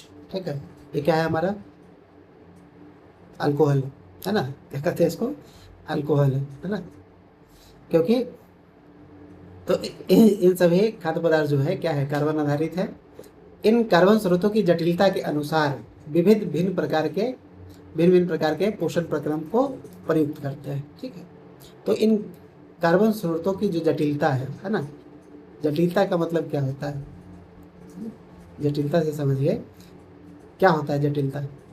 जब बहुत सारी चीज़ों को हम एक साथ मिक्स कर देंगे, ठीक है, तो क्या हो जाएगा? जटिल हो जाएगा। ठीक है, यानी कॉम्प्लेक्स हो जाएगा। जैसे छोटा सा एग्जांपल ले लीजिए कि एक बाल्टी है हमारे पास, है ना, उस बाल्टी में एक ही प्रकार का गेंद रखा हुआ है, और एक दूसरा बाल्टी है जिसमें कई प्रकार के रंग के गेंद रखे हुए हैं। एक तरफ एक ही रंग का है और दूसरे तरफ उसमें कई तरीके के विविध प्रकार के रंगों से भरा हुआ गेंद रखा हुआ है, और दो हम प्रतियोगी को चुनते हैं और दोनों को कहते हैं भाग के जाओ और उसमें से 5 गेंद इस निकाल के आओ। ठीक है, तो अगर रंग का अगर आधार न रखे तो निकालना बहुत आसान होगा, लेकिन एक प्रतियोगी को कह दे कि नहीं, लाल रंग का ही गेंद तुमको निकाल के आना है, और दूसरे बकेट में सिर्फ लाल रंग का ही गेंद भरा हुआ है, तो बताइए कौन जीतेगा?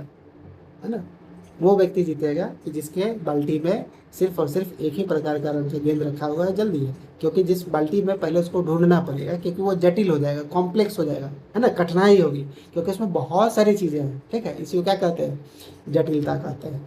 तो कार्बन स्रोतों की जो जटिलता है, जैसा अभी हमने आपको बताया ग्लूकोज का रासायनिक सूत्र C6H12O6, है ना, तो उसमें हाइड्रोजन भी है, ऑक्सीजन भी है, कार्बन भी है। ठीक है, C2H5OH अल्कोहल, ठीक, तो उसमें क्या है? कार्बन है, हाइड्रोजन है, ऑक्सीजन है। तो ये जटिल है क्योंकि कॉम्प्लेक्स, इसमें बहुत सारी चीज़ें हैं, बहुत सारे एलिमेंट्स एक साथ मिलकर उसका क्या किया है? बहुत सारे तत्व मिलकर यौगिक का निर्माण किया है। तो एक यौगिक है, और जो यौगिक होता है वो क्या होता है? जटिल होता है, कॉम्प्लेक्स होता है। ठीक है, तो यहाँ जो कार्बन स्रोत जो है वो क्या है? कार्बन यौगिक है, और वो जटिल है, यौगिक है तो जटिल है ना, के अनुसार विविध जीव भिन्न प्रकार के क्या करते हैं? पोषण प्रक्रम को प्रयुक्त करते हैं। तो जो जीव हैं उनके शारीरिक संरचना के आधार पर, है ना, उनको जिस प्रकार से उन कार्बन स्रोतों से जो उनकी जटिलता है ना, उसके आधार पर क्या करते हैं? अपने पोषण प्रक्रम को पूरा करते हैं। सबका तरीका अलग अलग है ना, सबको चाहिए क्या? कार्बन स्रोत ही चाहिए। कार्बन स्रोत से जो भोजन प्राप्त होता है वही चाहिए, है ना, जिससे ऊर्जा प्राप्त होती है, कार्बन आधारित जो मॉलिक्यूल्स है उसी से प्राप्त होता है। लेकिन सबको ग्रहण करने का, सबको पचाने का, सबके ऊर्जा का रूपांतरण का जो तरीका है हर एक जीव का अलग अलग।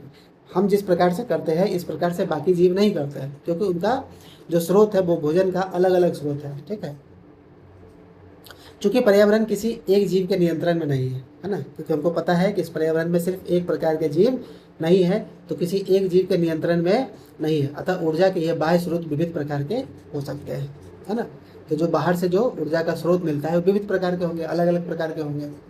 शरीर के अंदर ऊर्जा के इन स्रोतों के विघटन या निर्माण की आवश्यकता होती है, जिससे यह अंततः ऊर्जा के एक समान स्रोत में परिवर्तित हो जाने चाहिए। ठीक है, तो जो शरीर के अंदर ऊर्जा के जो स्रोत है ना, उनका विघटन या निर्माण की आवश्यकता होती है। ठीक है, वैसे जीव जो भोजन को बना सकते हैं अपने शरीर के अंदर, तो वो तो निर्माण करेंगे, ठीक है। और जो नहीं बना सकते हैं, तो जो बाहरी स्रोत से उनको जो भोजन मिलेगा वो क्या करेंगे, उससे उसको विघटन करेंगे, मतलब उसको तोड़ेंगे, डिफ्यूज करेंगे, ठीक। जिससे यह अंततः ऊर्जा के एक समान स्रोत के रूप में परिवर्तन हो जाने चाहिए, ठीक है। तो ऊर्जा जो है हमको एक समान रूप में चाहिए, ठीक है। एक समान रूप कहने का मतलब इस तरीके से समझिए कि अगर आपका बाइक पेट्रोल पे चलता है तो सिर्फ और सिर्फ उसको पेट्रोल चाहिए, अगर उसमें हम डीजल नहीं डाल सकते, उसमें हम केरोसिन नहीं डाल सकते हैं, ठीक है, उसमें हम कोई दूसरा लिक्विड नहीं डाल सकते, हम सिर्फ पेट्रोल ही डालेंगे, ठीक है। लेकिन जो गाड़ी डीजल पे चलती है तो उसमें हम सिर्फ डीजल ही डालेंगे। कहने का मतलब कि जीव को जिस प्रकार की ऊर्जा की आवश्यकता है, जिस रूप में ऊर्जा की आवश्यकता है, उसको उसी रूप में भोजन जो है क्या है, भोजन से ऊर्जा प्राप्त मिलेगा, और वो क्या है, सरल रूप है, ठीक। तो ये कह रहा है कि जिसे यह अंततः ऊर्जा के एक समान स्रोत में परिवर्तित होने चाहिए, एक समान स्रोत में, ठीक है। यह विभिन्न आणविक गतियों के लिए, विभिन्न जीव शरीर के अनुरक्षण तथा शरीर के वृद्धि के लिए आवश्यक अणुओं के निर्माण में उपयोगी है। क्यों चाहिए भाई? तो जो आणविक गति है हमारे शरीर में, वो आणविक गति जो है उनके लिए जो विभिन्न जीव के, है ना, जो शरीर का अनुरक्षण है तथा शरीर का जो वृद्धि है, यानी शरीर के अनुरक्षण, शरीर के वृद्धि के लिए जो आवश्यक अणु हैं उनका निर्माण हो सके। तो एक समान स्रोत में परिवर्तित नहीं करेंगे तो उसके लिए क्या हम उसको बना सकते हैं? नहीं, ठीक है। तो उसका निर्माण संभव नहीं है। तो जब निर्माण संभव नहीं है तो शरीर का पोषण नहीं होगा, और जब पोषण नहीं होगा तो जैव अनुरक्षण संभव नहीं है, ठीक। इसके लिए शरीर के अंदर रासायनिक क्रियाओं की एक श्रृंखला की आवश्यकता होती है। और इसके लिए क्या है, शरीर के अंदर रासायनिक क्रियाएं होती है और वो श्रृंखला में होती है, ठीक है, सीरीज में होता है, ठीक। इसके लिए बहुत से जीव शरीर के बाहरी स्रोत से ऑक्सीजन प्रयुक्त करते हैं, और जिसके लिए क्या है, बहुत सारे जीव क्या है, शरीर के बाहरी स्रोत से ऑक्सीजन प्रयुक्त करते हैं, ठीक है। अब एक चीज को समझिए, ठीक, जो भोजन का स्वरूप है, जिस रूप में हम भोजन को प्राप्त करते हैं, ठीक है, जिस रूप में हमको भोजन मिलता है, या फिर वैसे जीव जो भोजन का निर्माण करते हैं, तो भोजन के निर्माण में भी और भोजन के इस्तेमाल में भी, ठीक है, भोजन के उपयोग करने में भी, विघटन में भी जो है, दोनों तरफ से बाहर से कच्ची सामग्रियों की ज़रूरत होती है। जैसे पौधे भोजन तभी बनाएंगे अपने शरीर के अंदर जब उनको बाहर से कच्ची सामग्रियाँ मिलेगी, और जो वो जटिल रूप में भोजन बनाते हैं हम उसको ग्रहण करते हैं, ठीक है। तो जब हम उसको ग्रहण करेंगे तो ग्रहण करने के बाद उसको विघटित करने के लिए भी, उसको तोड़ने के लिए भी, डिफ्यूज करने के लिए, यानी जटिल से साधारण रूप में परिवर्तित करने के लिए भी हमको ऑक्सीजन का जरूरत पड़ता है ना। तभी हम भोजन को तोड़ सकते हैं। तो ऑक्सीजन मिलेगा तब ना हम भोजन को तोड़ पाएंगे। ऑक्सीजन मिलवे नहीं करेगा तो भोजन को कहाँ से तोड़ेंगे, ठीक। तो जो भोजन का रूप है, ठीक है, जैसे आपको थोड़ा समझा देते हैं, ठीक है। जो हमने पौधे से जो भोजन प्राप्त किया वो क्या है, जटिल रूप में, और हमको किस रूप में चाहिए, तो हमको चाहिए साधारण रूप में, ठीक है। किस रूप में, साधारण रूप में। अब साधारण रूप में बनेगा कैसे भाई, तो जब तक रासायनिक अभिक्रिया नहीं होगा तब तक बनेगा नहीं, और उस रासायनिक अभिक्रिया के लिए हमारे शरीर में किसका उपस्थिति होना जरूरी है, ऑक्सीजन का, ठीक है। इसलिए हम ऑक्सीजन को अवशोषित करते हैं, ऑक्सीजन को ग्रहण करते हैं, ताकि जो है ये जटिल रूप में जो भोजन हमको प्राप्त हुआ है उसको साधारण रूप में हम बदल सके, और ये जो हमारे कोशिकाएं हैं शरीर की, वो सभी इनका उपयोग कर सके, उस ऊर्जा का उपयोग कर सके, ठीक है। तब जाके हमारा शरीर क्या रहेगा, अनुरक्षित रहेगा, ठीक। तो शरीर के बाहर से ऑक्सीजन को ग्रहण करना, शरीर के बाहर से ऑक्सीजन को ग्रहण करना तथा कोशिकीय आवश्यकता, अभी हमने बताया कोशिका को क्या चाहिए, ऊर्जा चाहिए। तो कोशिकीय आवश्यकता के अनुसार खाद्य स्रोत के विघटन में उपयोग क्या कहलाता है, श्वसन कहलाता है, ठीक है। तो श्वसन एकमात्र सिर्फ सांस लेना और छोड़ना नहीं है। श्वसन का अर्थात है कि जो भोजन हमने जो प्राप्त किया है और हमारे जो कोशिकीय आवश्यकता है उनके अनुसार जो खाद्य स्रोत जो हमने भोजन लिया है उसको जो विघटन में हम उसका उपयोग करते हैं, उसको तोड़ने में जो हम उपयोग करते हैं, वो जो प्रक्रिया है वो क्या कहलाता है, श्वसन कहलाता है। तो आया समझ में कि श्वसन क्या है, यानी भोजन को जो हमने पहले जटिल रूप से साधारण रूप में उसको परिवर्तित किया ऑक्सीजन की मदद से। ये सारी चीज़ें हम पढ़ेंगे डाइजेशन में, फिर कंप्लीटली पढ़ेंगे, ठीक। अभी सिर्फ ये समझाने के लिए कि श्वसन क्यों महत्वपूर्ण है, ठीक है। क्योंकि अगर टॉपिक को आधा अधूरा छोड़ के चलेंगे तो फिर आपके लिए दिक्कत होगा, और जब वो टॉपिक स्टार्ट करेंगे तो आपके लिए समझना और ज़्यादा आसान हो जाएगा, क्योंकि आपने अभी थोड़ा बहुत उसको पढ़ लिया है, ठीक।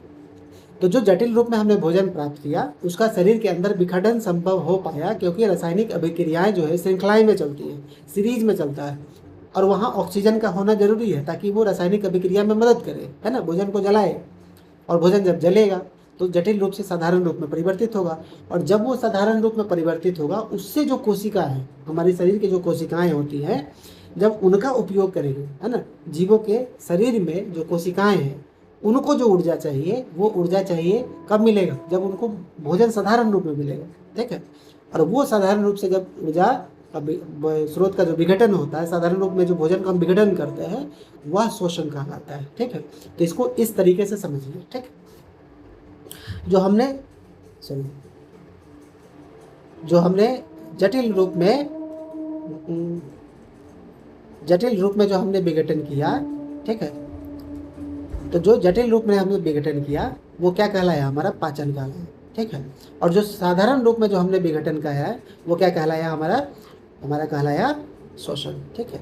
ये शोषण कहलाया, यानी जो जटिल रूप में हम जो भोजन खाए उसको जो हमने डिफ्यूज़ किया ऑक्सीजन के प्रेजेंस में, यानी ऑक्सीजन की उपस्थिति में जो हमने उसका विघटन किया वो कहलाया पाचन, ठीक है। और जब पाचन के बाद हमने उसको क्या किया, पाचन प्रणाली सिर्फ इसीलिए काम करती है कि भोजन जो हम बाहर से खा रहे हैं, जो ठोस रूप में भोजन प्राप्त कर रहे हैं वो जटिल होता है, उसको सरल रूप में तोड़ता है ताकि कोशिका को उस रूप में चाहिए, ठीक है। तो ये हमारा पाचन तंत्र का काम है कि जटिल रूप से साधारण रूप में बदलना। दूसरी तरफ श्वसन जो है वो साधारण रूप में जो भोजन प्राप्त होता है उसको विघटित करता है ताकि कोशिका को ऊर्जा मिल सके, और वो जो कहलाता है वो कहलाता है श्वसन। तो इसको इस तरीके से समझिए कि हमारा पाचन तंत्र कैसे काम, मतलब पाचन तंत्र क्या है और श्वसन क्या है ना, पाचन क्यों होता है और श्वसन क्यों होता है, ठीक। आए समझ में, चलिए आगे बढ़ते हैं।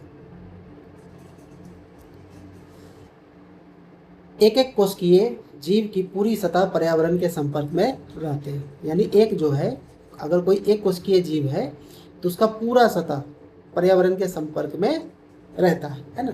तो जो एक कोशिकीय जीव है उनकी जो शारीरिक संरचना होती है वो सिर्फ एक कोशिका पे ही निर्भर होती है। तो एक कोशिकीय है क्योंकि उस आकार उसका एक ही कोशिका पे आधारित है। अब क्या होगा, अब उसका पूरा शरीर, है ना, उसका पूरा शरीर क्या रहेगा, पर्यावरण के संपर्क में रहेगा, ठीक है। इसको इस तरीके से समझते हैं, ठीक। आप लोग जो है ना भोज भात में बड़ा इंटरेस्टेड रहते हैं तो इसको भोज भात से समझिए। ये क्या है, एक छोटा सा पूरी मान लेते हैं, ठीक है। तो मान लीजिए कि इस प्रकार का एक कोशिका है, ठीक है, एक ही कोशिका है और इसी एक कोशिकीय संरचना पे जो है उसका जीवन आधारित है, ठीक। अब बताइए, ये पूरी है, इसका इधर का सतह इधर का सतह, अब इसको निकाल के बाहर रख दीजिए तो क्या ये पर्यावरण के संपर्क में नहीं आएगा? क्यों? क्योंकि इसका जो एक्सपोजर है, ठीक है, ये पर्यावरण के प्रति पूरा रहता है, इसका पूरा सतह पर्यावरण के संपर्क में रहेगा, ठीक।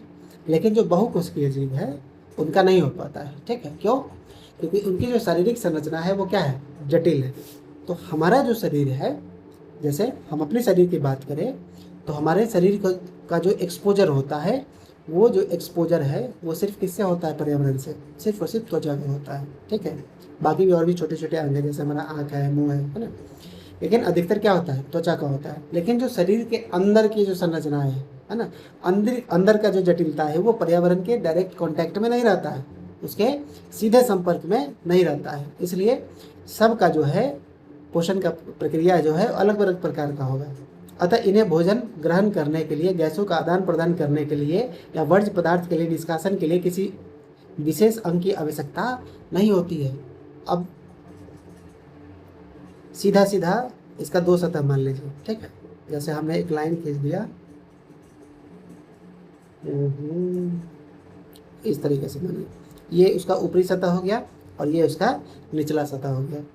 तो क्या है कि इनको भोजन ग्रहण करने के लिए, गैसों का आदान प्रदान करने के लिए या वर्ज्य पदार्थ के निष्कासन के लिए कोई खास प्रकार का अंग का जरूरत नहीं होता है ना, क्योंकि ये अंग तंत्र पे तो बने हुए नहीं है, क्योंकि इनका जो जीवन का आधार है वो क्या है, कोशिकीय आधार है। तो कोशिकीय आधार पे इनका जीवन का संगठन है।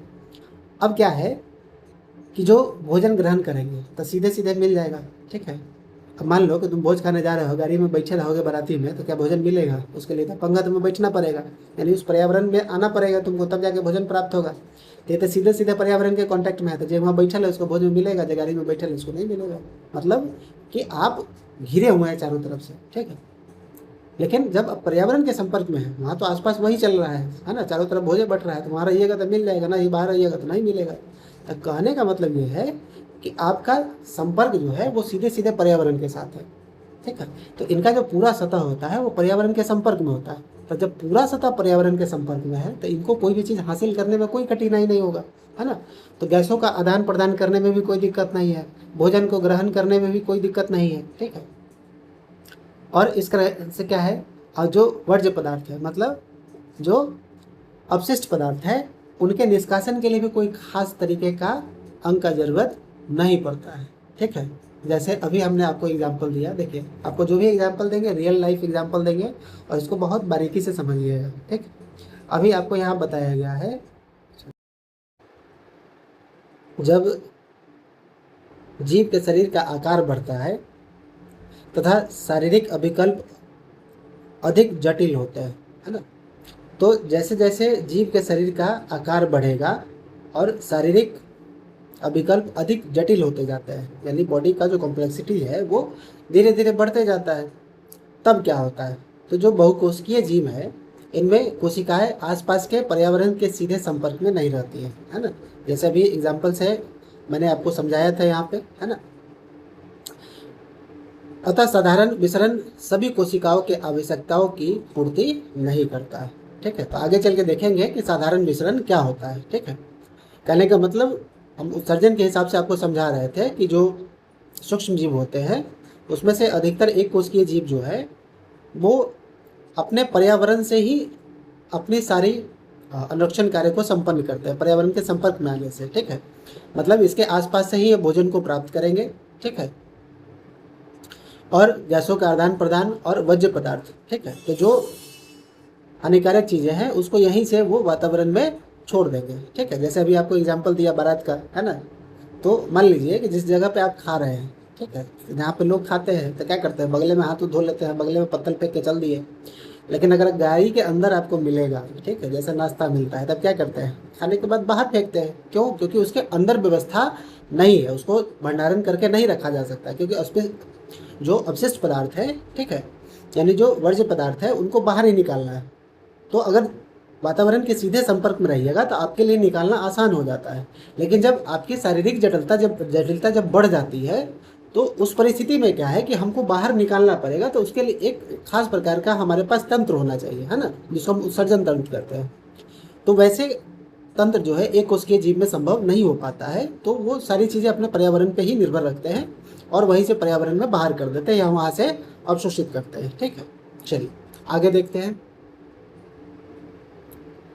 हम पहले भी देख चुके हैं कि बहुकोशिकीय जीवों में, है ना, जो बहुकोशिकीय जीव है विभिन्न कार्यों को करने के लिए भिन्न भिन्न अंग विशिष्टकृत हो जाते हैं, यानी अलग अलग काम के लिए उनका जो अंग है वो क्या होता है, स्पेशलाइज्ड होता है, मतलब खास उसी लिए बना हुआ है।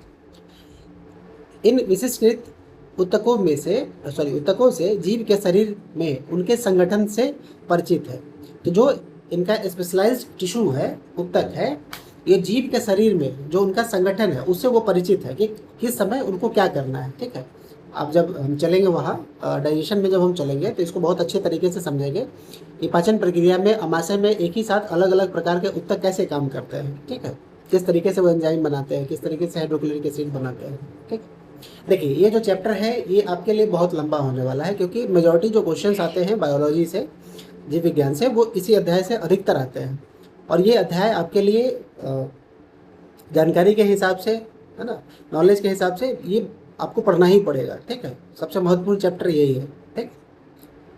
तो इसमें थोड़ा समय लगेगा और बहुत इत्मीनान से आपको पढ़ना है और एक एक चीज़ को ध्यान में रखते हुए चलना है। ऐसा नहीं कि हम हर एक चीज़ों को इग्नोर कर दें। ये सेशन लंबा हो सकता है, आपके लिए बोरिंग हो सकता है, लेकिन थोड़ा सा समय देकर अगर पढ़िएगा तो आपके लिए चैप्टर बहुत अच्छे से क्लियर हो जाएगा।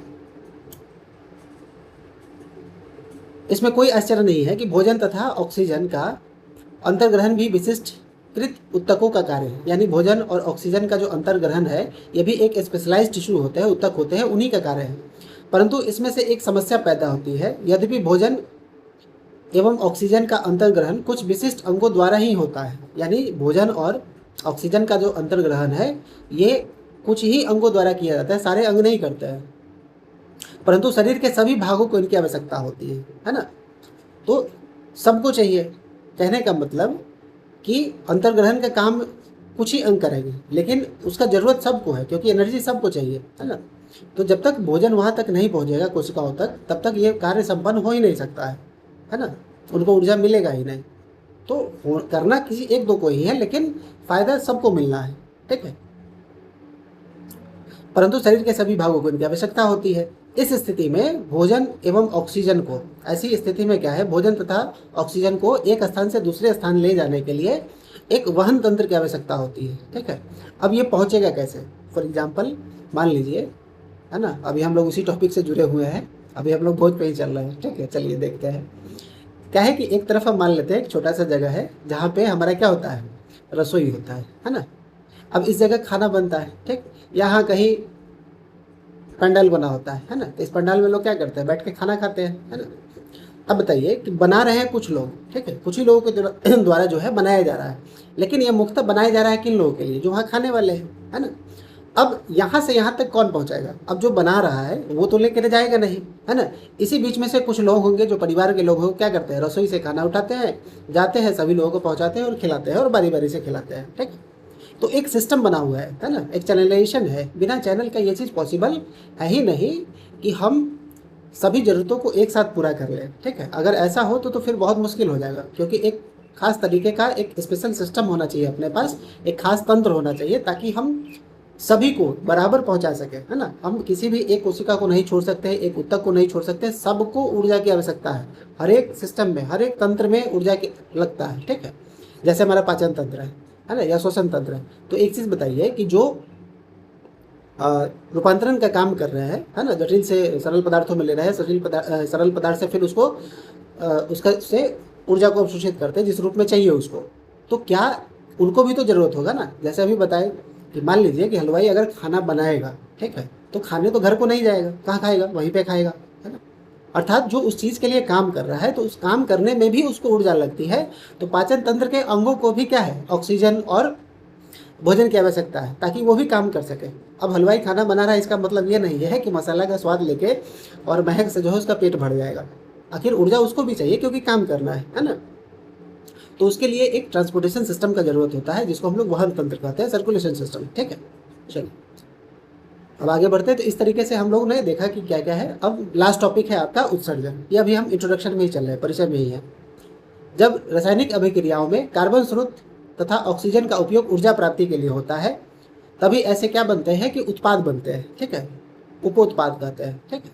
तो ऐसे उपोत्पाद बनते हैं जो शरीर की कोशिकाओं के लिए न केवल अनुपयोगी होता है ना, शरीर के लिए न केवल अनुपयोगी होता है बल्कि वे हानिकारक भी हो सकते हैं, ठीक है।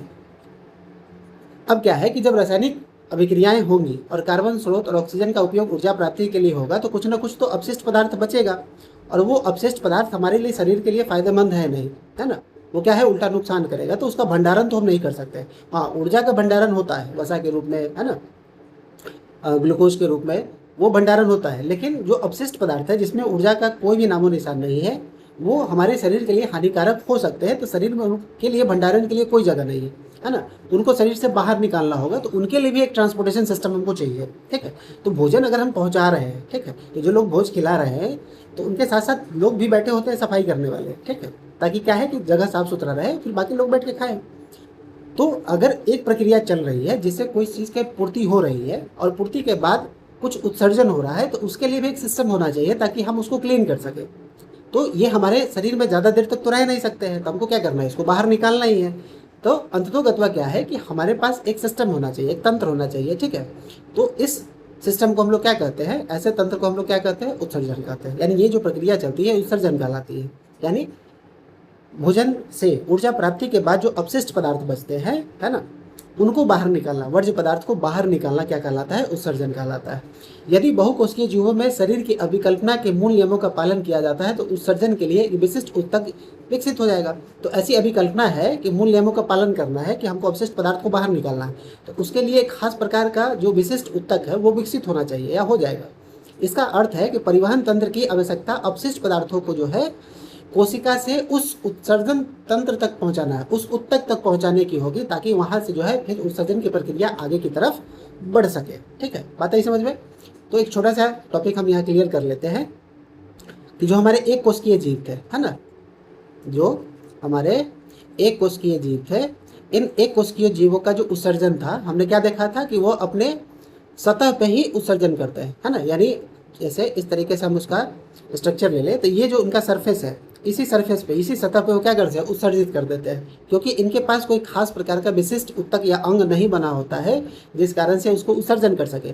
लेकिन जो बहुकोशिकीय है वहाँ परिवहन तंत्र होता है। ठीक है, वहाँ पे परिवहन तंत्र है और उत्सर्जन तक, ऊतक तक पहुँचाने की उसकी जिम्मेदारी है, तो एक प्रक्रिया होती है। ठीक है, तो वो सिस्टम बना हुआ है, तो स्पेशलाइज्ड वहीं से होगा। लेकिन एक कोशिकीय में क्या है कि वो अपने सतह पे ही करते हैं, यही चीज़ हम वहाँ पढ़ रहे थे। ठीक, चलिए अब आगे बढ़ते हैं। आगे का कुछ प्रश्न है जो आपको करना होगा, जैसे हमारे जैसे बहुकोशिकीय जीवों में ऑक्सीजन की आवश्यकता पूरी करने में विषण क्यों अपर्याप्त है? जैसे बहुकोशिकीय जीव है तो उसमें ऑक्सीजन की आवश्यकता पूरी करने में विसरण जो है वो क्यों अपर्याप्त है ना। तो इन सब चीज़ों का जवाब आपको देना है। ठीक है, एक सेशन इसका भी रखिए लास्ट में, जहाँ पे एनसीईआरटी के सारे क्वेश्चन कराएंगे। ठीक, अब देखिए यहाँ दिया हुआ है कि कोई वस्तु सजीव है, उसका निर्धारण करने के लिए हम किस मापदंड का उपयोग करेंगे। तो हमने बताया था कौन सा मापदंड है। तो मापदंड है कि हमको क्या देखना है? आणविक बहाव देखना, आणविक गति देखना है, जिससे ये पता चले कि कोई जीव सजीव है या फिर निर्जीव है। और ये हर परिस्थिति में भी मतलब कारगर नहीं है, जैसे विषाणु के दृष्टिकोण में हम वहाँ नहीं देखे थे। ठीक, किन जीवों द्वारा कच्ची सामग्रियों का उपयोग किया जाता है? तो कौन से जीव है? तो पादप है, पौधे हैं, वो क्या करते हैं? कच्ची सामग्रियों का उपयोग करते हैं भोजन को बनाने के लिए। जीवन के अनुरक्षण के लिए आप किन प्रक्रमों को आवश्यक मानेंगे? तो क्या क्या है जीवन अनुरक्षण के लिए? मान लीजिए कि हम सांस न लें तभी जीवित न रहें, हम भोजन न खाएं तभी जीवित न रहें, हमारा वहन तंत्र कार्य न करे तब भी हम जीवित न रहें। ठीक है, विसर्जन तंत्र ना काम करे तभी हम बीमार पड़ सकते हैं। तो अनुरक्षण कार्य के लिए जो प्रक्रम है वो जो दिए गए हैं वो सभी आवश्यक है। ठीक है, चलिए सबसे पहला प्रक्रम है हमारा लाइफ प्रोसेस, पोषण। ठीक है, पोषण क्या है? ठीक है, चलिए अब एक सिमिलर सा वर्ड है जिसको हम बचपन से सुनते आ रहे हैं, पोषण। ठीक है, जैसे आपके माता पिता क्या करते हैं कि आपको पोषित करते हैं। ठीक है, आपका लालन पालन करते हैं, है ना, आपको पालते हैं, पोसते हैं, जैसे अपने भाषा में कहा जाता है पालना पोसना, है ना। तो वो क्या कर रहे हैं? आपको खिला रहे हैं, आपके लिए सारी व्यवस्थाएं करके दे रहे हैं ताकि आपका जो शरीर है ना, उसका पोषण हो सके, आपको भोजन मिल सके, वो सारी सुविधाएं जिसके ऊपर आप निर्भर है, माता पिता के ऊपर निर्भर है और उनसे आपको प्राप्त होता है। ठीक है, ये तो समझने की बात हुई।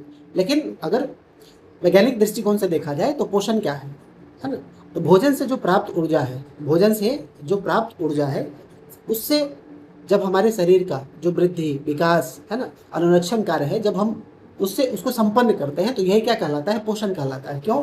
क्योंकि जब जीव जन्म लेता है तो बहुत ही छोटे आकार का होता है। जो बहुकोशिकीय जीव है वो छोटे आकार के होते हैं। तो मान लीजिए कोई छोटा सा बच्चा जन्म लिया तो उसके शरीर का आकार जो है धीरे धीरे धीरे धीरे क्या होगा? बढ़ते चला जाएगा। तो बढ़ने में क्या है? बढ़ने में किन सामग्री का उपयोग होगा? अब सीमेंट, छड़, बालू तो लगेगा नहीं, है ना, ऐसा तो नहीं दिखता है।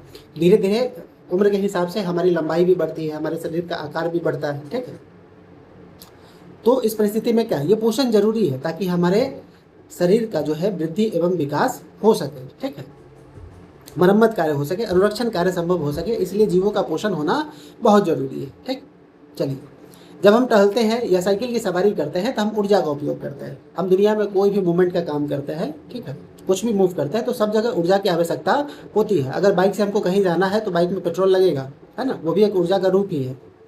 इस स्थिति में जब कोई आभासी क्रियाकलाप नहीं कर रहे हैं, हमारे शरीर में क्रम की स्थिति के अनुरक्षण करने के लिए ऊर्जा की आवश्यकता होती है। अर्थात कि अगर हम कोई आभासी क्रियाकलाप नहीं कर रहे हैं, आभासी क्रियाकलाप करने का मतलब वैसे क्रियाकलाप जिसका आभास हो, बता रखा है मैंने, तो हमारे शरीर में क्रम की स्थिति के अनुरक्षण करने के लिए ऊर्जा की आवश्यकता होती है। जैसे वृद्धि, है ना, वृद्धि, विकास, प्रोटीन संश्लेषण आदि में हमें बाहर से पदार्थों की आवश्यकता होती है ना। शरीर के वृद्धि के लिए, विकास के लिए, प्रोटीन बनाने के लिए आदि में क्या है कि हमको बाहर से पदार्थों की आवश्यकता होती है। यह ऊर्जा का स्रोत तथा पदार्थ जो हम खाते हैं वह भोजन है। और ये ऊर्जा का स्रोत क्या है? वह पदार्थ जो हम खाते हैं वही क्या कहलाता है? भोजन कहलाता है। तो मुख्य रूप से पोषण का जो माध्यम है ना, वो किसके ऊपर निर्भर है? भोजन के ऊपर निर्भर है, क्योंकि भोजन से ही अंततः हमें ऊर्जा प्राप्त होती है। तो पोषण पूर्ण रूपेण भोजन पर निर्भर करता है, और भोजन जो है ऊर्जा का मुख्य स्रोत है। ठीक है, उस ऊर्जा में भोजन से हमें क्या है, बहुत सारे अवयव प्राप्त होते हैं। ठीक है, जैसे कार्बोहाइड्रेट, प्रोटीन, है ना, वसा, ये सभी चीज़ें हमको प्राप्त होती है। विटामिन है, खनिज लवण है, बहुत सारी चीज़ें मिलती है उससे। तो भोजन जो है ये क्या है? ऊर्जा का स्रोत है, और जिससे हमारा अनुरक्षण कार्य संभव हो पाता है। ठीक है, हमारा पोषण होता है, इसी को हम लोग क्या कहते हैं? पोषण कहते हैं। चलिए, अब है आपका टॉपिक, सजीव अपना पोषण कैसे प्राप्त करते हैं।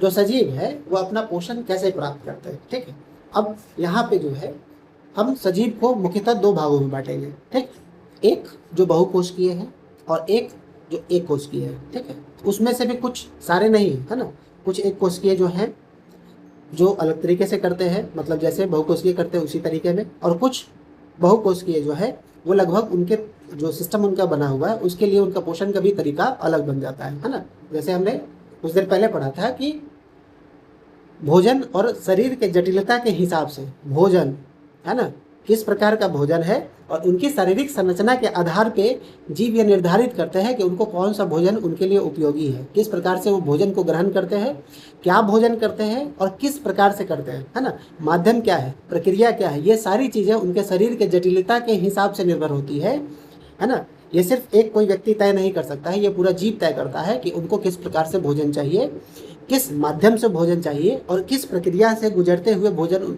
से उनको ऊर्जा प्राप्त होगा। ये जीव के शरीर की जटिलता निर्भर मतलब डिसाइड करती है ना, वो निर्णय करती है।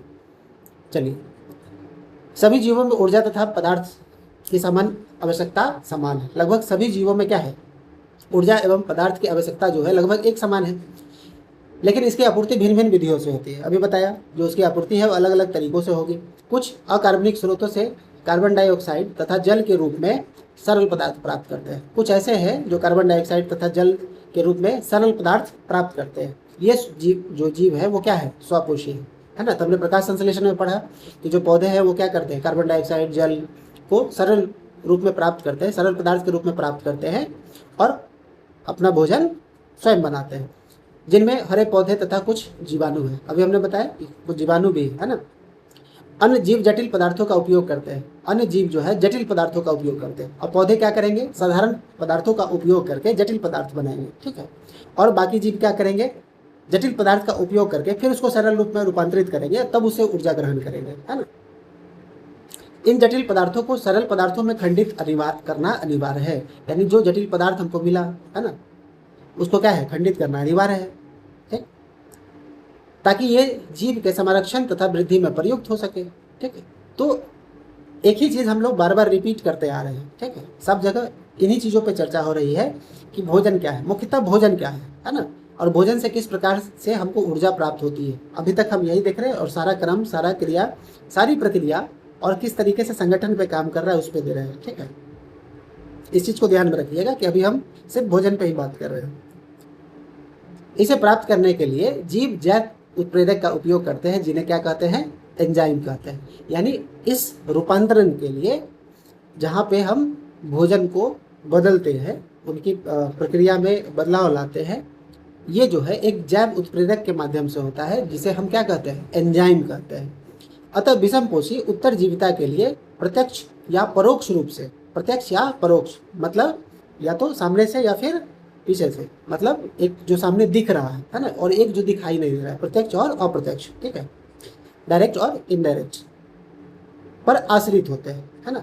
तो हम कहीं ना कहीं जो विषमपोषी है, ठीक है, ये जो विषमपोषी है ये कहीं ना कहीं स्वपोषी पर ही आश्रित रहते हैं। जंतु तथा कवक इसी प्रकार के विषमपोषी जीवों में भी सम्मिलित है। तो जो जंतु है, कवक है, ये भी क्या है? विषमपोषी है। ये भी स्वपोषी या दूसरे विषमपोषी पे ही निर्भर करते हैं। ठीक है, चलिए अब हम लोग देख रहे हैं स्वपोषी पोषण।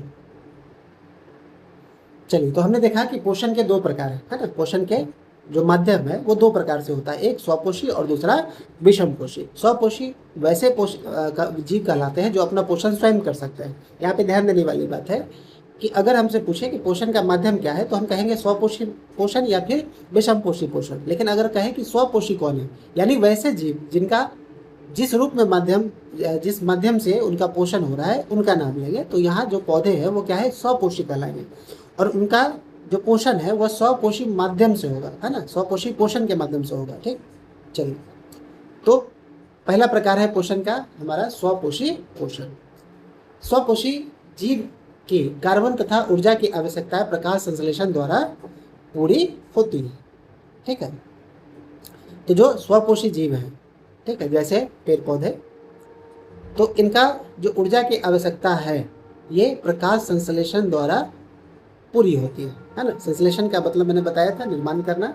तो प्रकाश के द्वारा जो निर्माण होगा, है ना, प्रकाश से जो बनेगा, प्रकाश के द्वारा जो बनेगा या उसके माध्यम से बनेगा वो प्रकाश संश्लेषण कहलाएगा, द्वारा पूरी होती है। वह प्रक्रम है जिसमें स्वपोषी बाहर से लिए गए पदार्थों को जो है ऊर्जा रूप में परिवर्तित कर देता है ना। एक ऐसी प्रक्रिया जिसमें स्वपोषी जीव जो है वो क्या करेंगे, बाहर से लिए गए पदार्थ, तो बाहर से कौन से पदार्थ लेंगे, ठीक है, तो बाहर से कार्बनिक पदार्थ लेंगे या फिर अकार्बनिक पदार्थ लेंगे, जिसमें हमारा कार्बन डाइऑक्साइड हो जाएगा, है ना, जल, है ना, सौर ऊर्जा, बाकी खनिज लवण, इन सब चीज़ों का उपयोग करके वो क्या करेंगे, भोजन तैयार करेंगे। ठीक, तो ऊर्जा संचित रूप में परिवर्तित करते हैं बाहर से लिए गए पदार्थों से। ये पदार्थ कार्बन डाइऑक्साइड तथा जल के रूप में लिए जाते हैं। ये पदार्थ कौन से हैं, तो कार्बन डाइऑक्साइड है तथा जल के रूप में लेते हैं। जो सूर्य के प्रकाश तथा क्लोरोफिल की उपस्थिति में, सूर्य के प्रकाश तथा क्लोरोफिल की उपस्थिति में कार्बोहाइड्रेट में परिवर्तित किए जाते हैं। अर्थात कि हम कह सकते हैं कि प्रकाश संश्लेषण एक ऐसी प्रक्रिया है, प्रकाश संश्लेषण एक ऐसी प्रक्रिया है जिसमें जीव अपना भोजन स्वयं बनाते हैं। ठीक है, जहाँ पर वे अपने वातावरण से कच्ची सामग्रियों को प्राप्त करते हैं, जैसे जल, बाकी खनिज लवण, है ना, कार्बन डाइऑक्साइड और सौर ऊर्जा। जहाँ पर क्लोरोफिल जो है क्या करेगा, उस सौर ऊर्जा को रासायनिक ऊर्जा में परिवर्तन करने का काम करेगा। तत्पश्चात प्रकाश संश्लेषण पूर्ण हो पाएगा और उसके अंततः जो भोजन के स्वरूप जीव को प्राप्त होगा वो कहलाएगा कार्बोहाइड्रेट। ठीक है, तो हम कह सकते हैं कि अब इस तरीके से इसकी परिभाषा दी जा सकती है कि वैसे जीव जो अपना भोजन स्वयं बनाते हैं, ठीक है, जो अपना भोजन स्वयं बना सकते हैं, या फिर यूं कहें कि प्रकाश संश्लेषण एक ऐसी प्रक्रिया है जहाँ पे जीव सौर ऊर्जा, है ना, जल, बाकी खनिज लवण, कार्बन डाइऑक्साइड एवं क्लोरोफिल की उपस्थिति में भोजन को तैयार करते हैं। ठीक है, जैसे जहाँ जो क्लोरोफिल है वो सौर ऊर्जा को रासायनिक ऊर्जा में परिवर्तित करता है और अंततः हमें भोजन के रूप में जीव को कार्बोहाइड्रेट प्राप्त होता है। ठीक है, चलिए, तो कार्बोहाइड्रेट पौधे को ऊर्जा प्रदान करने में प्रयुक्त होते हैं। तो पौधे के लिए क्या चाहिए, कार्बोहाइड्रेट ही चाहिए ताकि उसको ऊर्जा मिले। अगले अनुभाग में हम अध्ययन करेंगे कि ये कैसे होता है। कार्बोहाइड्रेट तुरंत प्रयुक्त नहीं होते हैं, तो जो पौधे हैं ये तुरंत कार्बोहाइड्रेट का यूज नहीं करते, डायरेक्टली उसका यूज नहीं करते तुरंत, उन्हें मंड के रूप में संचित कर लेते हैं। ठीक है, यानी उसको मंड के रूप में जमा करेंगे। यह रक्षित आंतरिक ऊर्जा की तरह कार्य करेगा। रक्षित आंतरिक मतलब आंतरिक रूप में इसको रक्षित मतलब जहाँ पे इसको सेफली जमा किया जाएगा, है ना, उसको संरक्षित रूप से जमा किया जाएगा, है ना, और ये आंतरिक ऊर्जा की तरह कार्य करेगा तथा पौधे द्वारा आवश्यकता अनुसार प्रयुक्त कर लिया जाता है। ठीक है, अब ये प्रणाली हमेशा नहीं चलती रहती है। पौधे भोजन बनाते हैं, फिर उसको स्टोर करते हैं और जब जब उनको ज़रूरत होता है तब तक उनका उपयोग करते रहते हैं। हम भी यही करते हैं, है ना, घर में भोजन बनाते हैं, उसको रख लेते हैं, जैसे जैसे उसका उपयोग होता है उस तरीके से उसका कंजम्पशन करते हैं, उसका उपभोग करते हैं। वैसे ही पौधे करते हैं। ठीक है, लेकिन ये एक ही बार करते हैं। ठीक, सबका अलग अलग है। ठीक, कुछ इसी तरह से स्थिति हमारे अंदर भी देखी जाती है। हमारे द्वारा खाए गए भोजन से व्युत्पन्न ऊर्जा का कुछ भाग हमारे शरीर में ग्लाइकोजन के रूप में संचित हो जाता है। जब हम लोग पाचन तंत्र पढ़ेंगे, ठीक है, वहाँ पे हम लोग अच्छे तरीके से समझेंगे कि ग्लाइकोजन को हम कैसे बदलते हैं, ठीक है। ग्लूकोज को जो है हम लोग ग्लाइकोजन में कन्वर्ट करते हैं ताकि हम उसको ऊर्जा के रूप में संचित कर सकें, ठीक। तो हम भी भोजन को क्या करते हैं, संचित ही करते हैं, ठीक है। चलिए अब एक बार डायग्राम देख लेते हैं इसका, है ना, जो फिगर दिया गया है। ये एक पत्ती का अनुप्रस्थ काट है ना, यानी एक छोटा सा भाग दिया गया है पत्ती का, जहाँ पे इसका स्ट्रक्चर हमको पढ़ना है, समझना है कि इसका स्ट्रक्चर क्या है। ये आपका एक पौधे के पत्ते का टुकड़ा है, ठीक है, जिसका भाग दिखाया गया है। तो ये जो बीच में आप डंठल देखते हैं, है ना, इस तरीके से जो एक डंठल सीधा गया होता है, ठीक है, ये जो डंठल है ये कहलाता है संवहन बंडल, ठीक है। संवहन मतलब संचरण, ठीक, जिसमें फ्लोएम और जाइलम दो तरीके के ऊतक मौजूद होते हैं, ठीक है। तो जिसको हम लोग फ्लोएम वाहिका कहते हैं या जाइलम वाहिका कहते हैं, है ना, फ्लोएम वेसल्स और जाइलम वेसल्स। तो फ्लोएम और जाइलम का जो है अलग अलग कार्य होता है प्रकाश संश्लेषण में। जैसे जाइलम जो है हमारा, वो क्या करता है कि जड़ों से जल को पत्ती तक पहुंचाने का कार्य करता है। ठीक दूसरी तरफ जो फ्लोएम है ये क्या करता है, जो भोजन तैयार होता है उसको, है ना, जैसे हमने यहाँ देखा था, मंड के रूप में जमा करती है। तो इसको जो है फिर फ्लोएम उसको स्टोर करेगी और जैसे जैसे पौधे के जिन जिन भागों में ऊर्जा की आवश्यकता होगी फ्लोएम वहाँ तक पहुँचाएगा। तो ये दो टिश्यू है जो कि संवहन का कार्य करते हैं पौधे के अंदर, है ना। चलिए, तो ये बीच में ये भाग रहेगा, यहाँ से छोटी छोटी नलियाँ और निकलेंगी, है ना, छोटी छोटी और वाहिकाएं निकलेंगी, जिसको हम लोग सिरा कहते हैं, ब्रांचेज के रूप में, है ना। तो शाखा के रूप में आप देख रहे हैं कि यहाँ से छोटी छोटी शाखाएं निकल रही है, इसको हम लोग सिरा कहते हैं। बाकी ये जो भाग बीच का जो आपको दिखता है ना, इसको हम लोग पूर्ण पटल या लीफ ब्लेड कहते हैं। ब्लेड देखते हैं ना, उस तरीके का सतह होता है, ठीक। आपने पत्ती देख रखी है, कोई नई बात नहीं है हमारे लिए। और बीच का जो भाग है इसको हम लोग कहते हैं मध्य सिरा, है ना। ये बीच का जो डंठल है सीधा, ये मध्य सिरा है, ठीक है। और इसके बीच में एक वाहिकाएं होती है, एक नली होती है, ठीक है, इसी को हम संवहन बंडल कह रहे हैं, ठीक। चलिए, नीचे जो है आपका उत्तक का रूप दिखाया गया है, ठीक है, किस तरीके से उत्तक की संरचना होती है पौधे के पत्तियों के अंदर, ठीक। तो यहाँ देखिए, यहाँ से लेकर यहाँ तक आपको बताया गया है। ये जो भाग है ना, इसमें है ऊपरी बाह्य त्वचा और निचली बाह्य त्वचा, जिसको हम लोग अंग्रेजी में कहते हैं अपर एपिडर्मिस और लोअर एपिडर्मिस, ठीक है।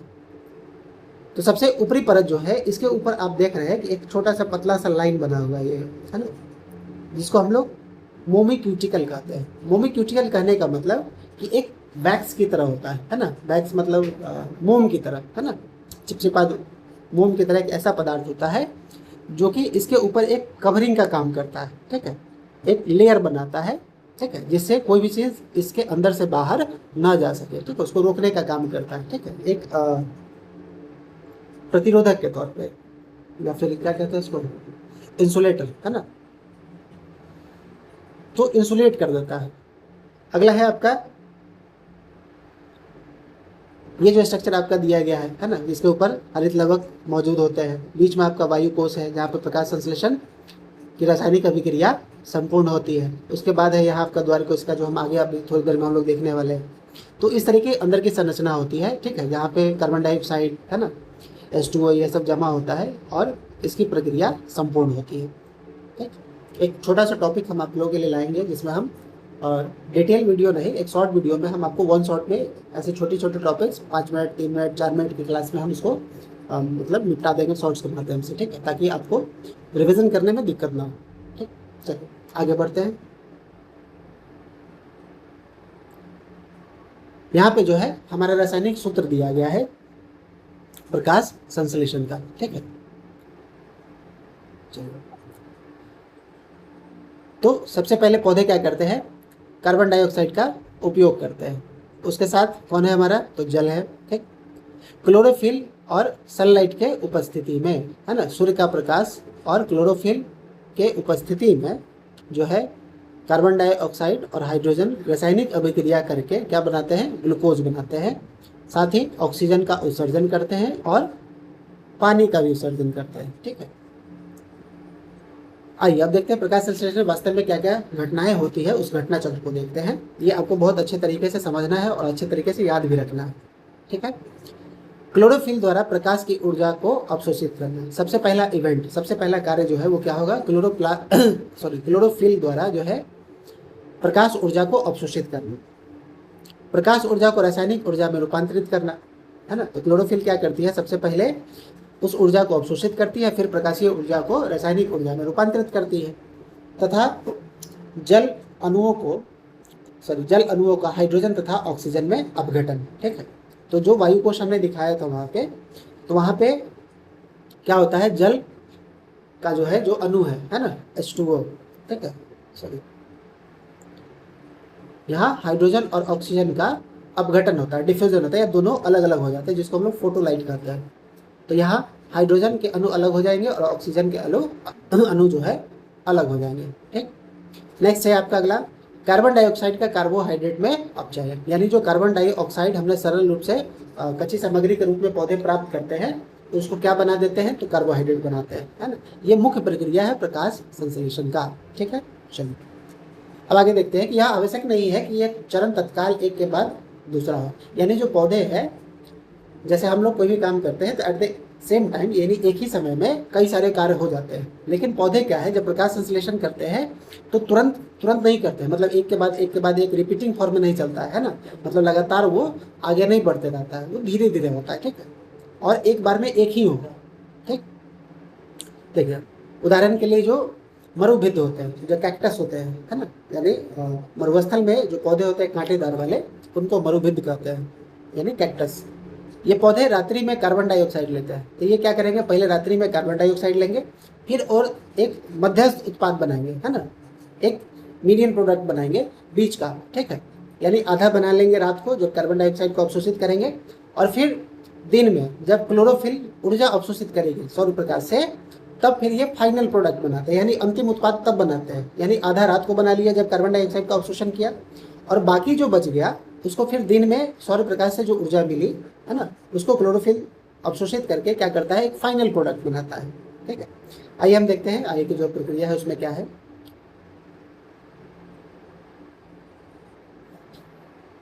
कह रहा है कि सूक्ष्मदर्शी द्वारा अवलोकन करेंगे तो आप नोट करेंगे कि कोशिकाओं में हरे रंग के छोटे छोटे बिंदु दिखाई देते हैं, जिन्हें हम लोग क्या कहते हैं, क्लोरोप्लास्ट कहते हैं, ठीक है।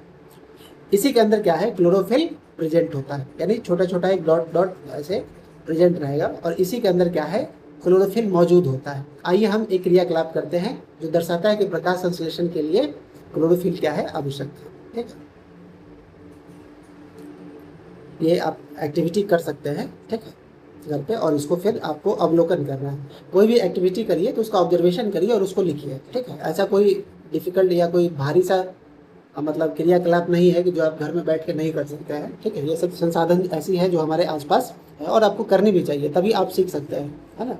बिना एक्टिविटी का ये सब चीज़ करना, ये कॉन्सेप्ट आपके मतलब उसका आपका बनेगा नहीं, ठीक है। तो थोड़ा बहुत एक्टिविटी भी किया करिए, सिर्फ किताबें रट्टा मार के वीडियो देख के सब चीज़ों से भी थोड़ा बहुत इसको एक्टिविटी में लाइएगा, तो आपके लिए समझना थोड़ा और आसान हो जाएगा, है ना। चलिए अब यहाँ पे स्ट्रक्चर दिया गया है, ठीक है। ये जो स्ट्रक्चर है ये बेसिकली आपका कार्बन डाइऑक्सीजन और पानी के लिए जो है अवशोषण के लिए या फिर आदान प्रदान के लिए जो माध्यम है वो यहाँ पे दिखाया गया है ना। तो ये स्टोमा का है, ठीक। देखिए यह 3 चीजें दिखाई गई है। पहला है द्वार कोशिकाएं, रंध्र छिद्र और हरित लवक, ठीक है। सबसे पहले बात करते हैं द्वार कोशिकाएं की, है ना। ये चीज यही लिखा हुआ है, वही चीज हम आपको यहाँ पढ़ा दे रहे हैं। ये जो द्वार कोशिकाएं हैं ये इस रंध्र छिद्र को खोलने और बंद करने में मदद करती है। तो क्यों खोलने और बंद करने में मदद करती है, क्योंकि देखिए जब खुलेगा तो इसके बीच में जगह बनेगा, है ना। और जब ये द्वार कोशिकाएं इस रंध्र छिद्र को बंद कर देंगे तो ये जगह बंद हो गया, अब इसके अंदर से कुछ ना जा सकता है ना आ सकता है। तो इसके माध्यम से जो है कार्बन डाइऑक्साइड, है ना, जल, ठीक, तो कार्बन डाइऑक्साइड का अवशोषण होगा और पानी का और ऑक्सीजन का जो है उत्सर्जन होगा। तो ये अवशोषण और उत्सर्जन करने का कार्य करती है, जहाँ पे जो गैसियस एक्सचेंज होता है ना, यानी गैसों का जो आदान प्रदान होता है वो इसी माध्यम से होता है। तो द्वार कोशिकाएं जो है ये खुलती है और बंद होती है, ठीक है, जिससे रंध्र छिद्र खुलता है और बंद होता है। तो ये जो है द्वार कोशिकाएं, इसके अंदर पानी भरा होता है ना। समझिए काम कैसे करता है। तो इसके अंदर पानी भरा होता है, ठीक। जब इसके अंदर पानी बढ़ेगा, ठीक है, जब ये पानी इसके अंदर बढ़ जाएगा तो ये खुल जाता है। फूलने के कारण क्या है, ये मान लीजिए इस तरीके से, तो इस तरीके से खुल जाएगा, ठीक। फिर जब इसके अंदर से पानी खींचा जाएगा तो ये फिर बंद हो जाएगा, है ना। जैसे मान लीजिए कि अगर कोई बलून है, ठीक है, इस बलून में जब आप हवा भरिएगा तो ये क्या होगा, बाहर की तरफ भागेगा। क्यों? क्योंकि इसके अंदर आप द्रव्य को भर रहे हैं, ठीक है। लेकिन जैसे आप हवा को निकाल देते हैं, धीरे धीरे इसका आकार क्या होता है, घटते चला जाता है और सिकुड़ जाता है। ठीक ऐसे ही है पौधों में इस तरीके की जो कार्य प्रणाली है वो पूर्णतः जल पे ही निर्भर करती है ना। जल के माध्यम से ये सब चीज़ें संभव हो पाती है। या फिर जो आप छुई का पौधा जो देखते हैं उसको जब आप छूते हैं तो वो बंद हो जाता है। वो कैसे बंद होता है? इसी तरीके से होता है ना। पौधे क्या करते हैं, उसके अंदर ऐसे ही जो अभी हमने संवहन बंडल आपको दिखाया उस तरीके से बंडल्स बने होते हैं जिसके अंदर पानी भरा होता है, ठीक है। तो जैसे ही आप उसको छुइएगा, ठीक है, तो आपके शरीर के तापमान से वो पौधे उसको आभास कर लेते हैं, जिस कारण से उसके अंदर का सारे पानी खींच लेंगे। पानी खींचेंगे तो सिकुड़ेगा, तो सारे पौधे सिकुड़ जाते हैं। फिर कुछ देर के बाद धीरे धीरे पानी बढ़ता है, फिर उसके बाद वो फूलता है। तो एक मैकेनिज्म है ना, एक तकनीक है जिससे पौधे इस तरीके का कार्य करते हैं। तो द्वार कोशिकाएं क्या है? द्वार कोशिकाएं वैसी कोशिकाएं जो कि रंध्र छिद्र को खुलने और बंद करने में मदद करती है, ठीक है, जिसके ऊपर बहुत सारे क्या रहते हैं, हरित लवक मौजूद होते हैं। यही क्या है, क्लोरोप्लास्ट है, ठीक। और इसी के अंदर क्या होता है, क्लोरोफिल मौजूद होता है, ठीक। तो यहाँ से कार्बन डाइऑक्साइड, ऑक्सीजन और जल का आदान प्रदान होगा। और ठीक इसी द्वारा कोशिकाओं के ऊपर क्या है कि एक छोटे छोटे से हरित लवक होते हैं जिसके अंदर क्लोरोफिल मौजूद होता है, जो सौर ऊर्जा को रासायनिक ऊर्जा में बदलने में मदद करता है। तो अधिकतर भाग जो है, कार्य जो है इसी का है, ठीक है, द्वार कोशिकाओं का। और यहाँ पे एक जगह पे आपको खुला गया दिखाया गया, दूसरी तरफ बंद रंध्र को दिखाया गया, ठीक। चलिए सेम चीज़ यहाँ पे लिखा गया है, ठीक है, इसको आप देख सकते हैं। चलिए आगे बढ़ते हैं। फिर आपका एक और एक्टिविटी है, इसको भी आप करके खत्म कर लीजिएगा।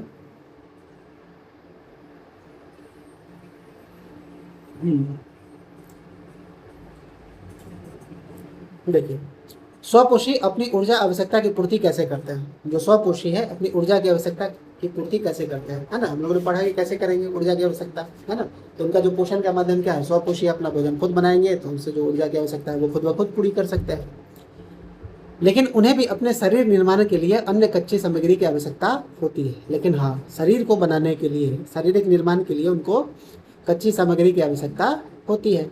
स्थलीय पौधे प्रकाश संश्लेषण के लिए आवश्यक जल की पूर्ति जड़ों द्वारा मिट्टी में उपस्थित जल के अवशोषण से करते हैं। यानी मिट्टी में उपस्थित जो भी कच्ची सामग्रियां हैं, है ना, जैसे नाइट्रोजन, है ना, मैग्नीशियम, आयरन, फास्फोरस, है ना, पोटास, ये सब चीज़ें जो है, पोटेशियम, ये कहाँ रहती है, मिट्टी के अंदर मौजूद रहती है। वहाँ से ये जल के अवशोषण से, यानी वो जल में घुल जाएंगे, फिर उसके अवशोषित करके पौधे उससे प्राप्त करेंगे और अपने वृद्धि और विकास के लिए लगाएंगे, ठीक है। तो यही चीज़ आपको दिखाया गया है, नाइट्रोजन, फास्फोरस, मैग्नीशियम, है ना, इन सब तरीके का। नाइट्रोजन क्या है? तो नाइट्रोजन जो है एक प्रोटीन संश्लेषण में सहायक होता है। नाइट्रोजन क्या है? पौधे में प्रोटीन संश्लेषण के लिए सहायक होता है, जिसमें वो पौधे जो जैसे दलहन के पौधे होते हैं वो क्या करते हैं, नाइट्रोजन से प्रोटीन बनाते हैं, ठीक है। तो दलहन में लोग पढ़ चुके हैं कि दलहन में क्या होता है, प्रोटीन ज़्यादा होता है, यानी दाल में जो है प्रोटीन ज़्यादा होता है। क्यों होता है? क्योंकि नाइट्रोजन सहायक होता है, ठीक है। आगे चल के फिर देखेंगे कि हम लोग इसको जो उत्सर्जन होता है, उत्सर्जन में हम लोग पढ़ेंगे नाइट्रोजियस वेस्ट, है ना, यानी नाइट्रोजन से बना हुआ अपशिष्ट पदार्थ, ठीक है। तो नाइट्रोजन से जो है प्रोटीन बनाने में, नाइट्रोजन प्रोटीन बनाने में सहायक होता है। इसे अकार्बनिक नाइट्रेट, अकार्बनिक मतलब जिसके अंदर कार्बन मौजूद न हो, अकार्बनिक नाइट्रेट का नाइट्राइट के रूप में लिया जाता है, ठीक है। तो ये अकार्बनिक नाइट्रेट होगा, जिसमें दलहन के पौधे में एक गांठ में कुछ जीवाणु होते हैं जिसको कहा जाता है राइजोबियम। ये वायुमंडल से क्या करते हैं, नाइट्रोजन को अवशोषित करते हैं और उसका नाइट्रेट के रूप में उपयोग करके और फिर मिट्टी में नाइट्राइट में कन्वर्ट कर देते हैं, ठीक है, मतलब उसमें फिक्स कर देते हैं, मिट्टी में जमा कर देते हैं, और फिर जो दलहन का पौधा है उसको अवशोषित करके प्रोटीन संश्लेषण का कार्य करता है, ठीक है।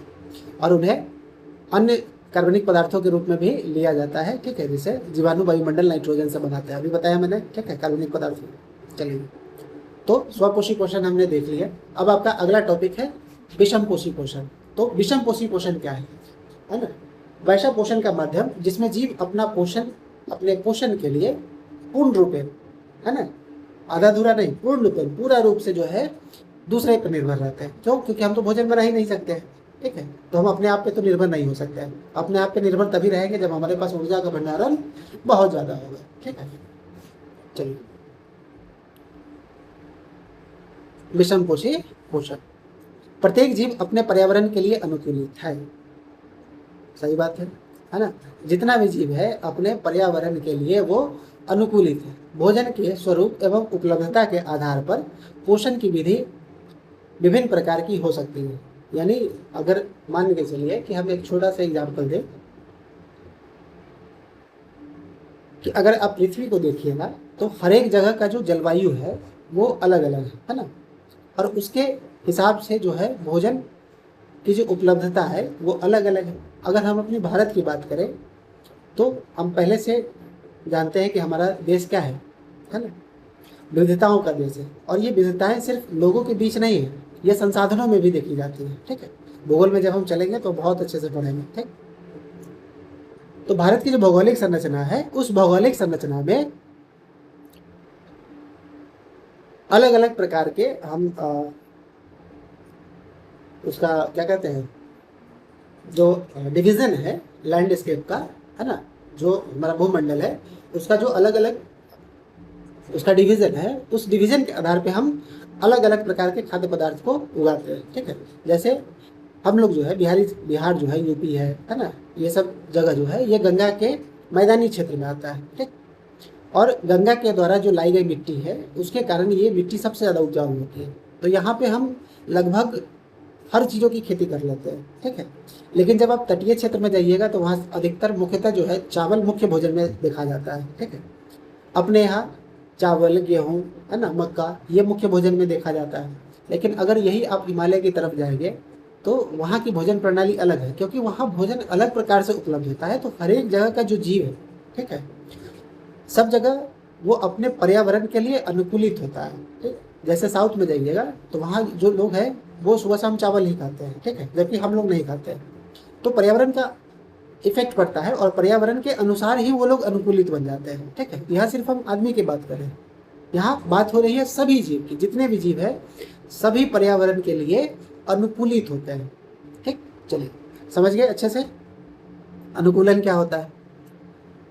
भोजन के स्वरूप एवं उपलब्धता के आधार पर पोषण की विधि विभिन्न प्रकार की हो सकती है। यानी जैसा भोजन उपलब्ध होगा उस जीव को, सॉरी बोतल गिर गया, चलिए। भोजन के स्वरूप एवं उपलब्धता के आधार पर पोषण की विधि विभिन्न प्रकार की हो सकती है। इसके अतिरिक्त यह जीव भोजन के ग्रहण करने और उनके ढंग पे भी निर्भर करता है। पहला, भोजन की उपलब्धता। दूसरा, वो जीव किस प्रकार से भोजन को ग्रहण करते हैं, भोजन ग्रहण करने की प्रणाली क्या है।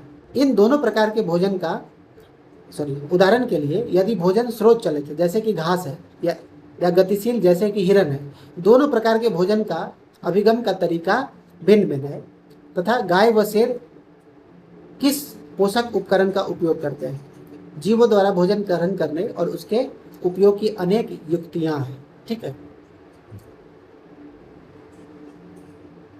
यानी जितने भी जीव है उनके पास भोजन ग्रहण करने की और किस तरीके से वो पोषक तत्व को जो है कैसे प्राप्त करेंगे, यानी पोषक उपकरण का कैसे उपयोग करेंगे, ये सभी अलग अलग है ना। तो उनके शारीरिक संरचना, ठीक है, उनके संगठन, शारीरिक संरचना में जो उनका अंगों का संगठन है उसके ऊपर यह निर्भर करता है कि भोजन को किस रूप में प्राप्त करते हैं। ठीक है, जीवों द्वारा भोजन ग्रहण करने और उसके उपयोग की अनेक युक्तियां हैं।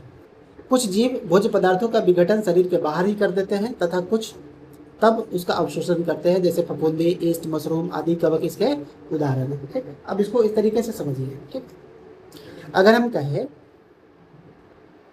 कि अगर हम जीवों को मुख्यतः भोजन ग्रहण करने के आधार पर अगर इसको हम बांटे तो इसको दो तरीके से बांटते हैं, है ना।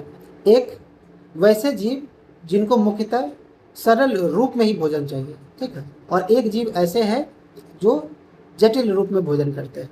ठीक, अब ऐसा क्यों है ना।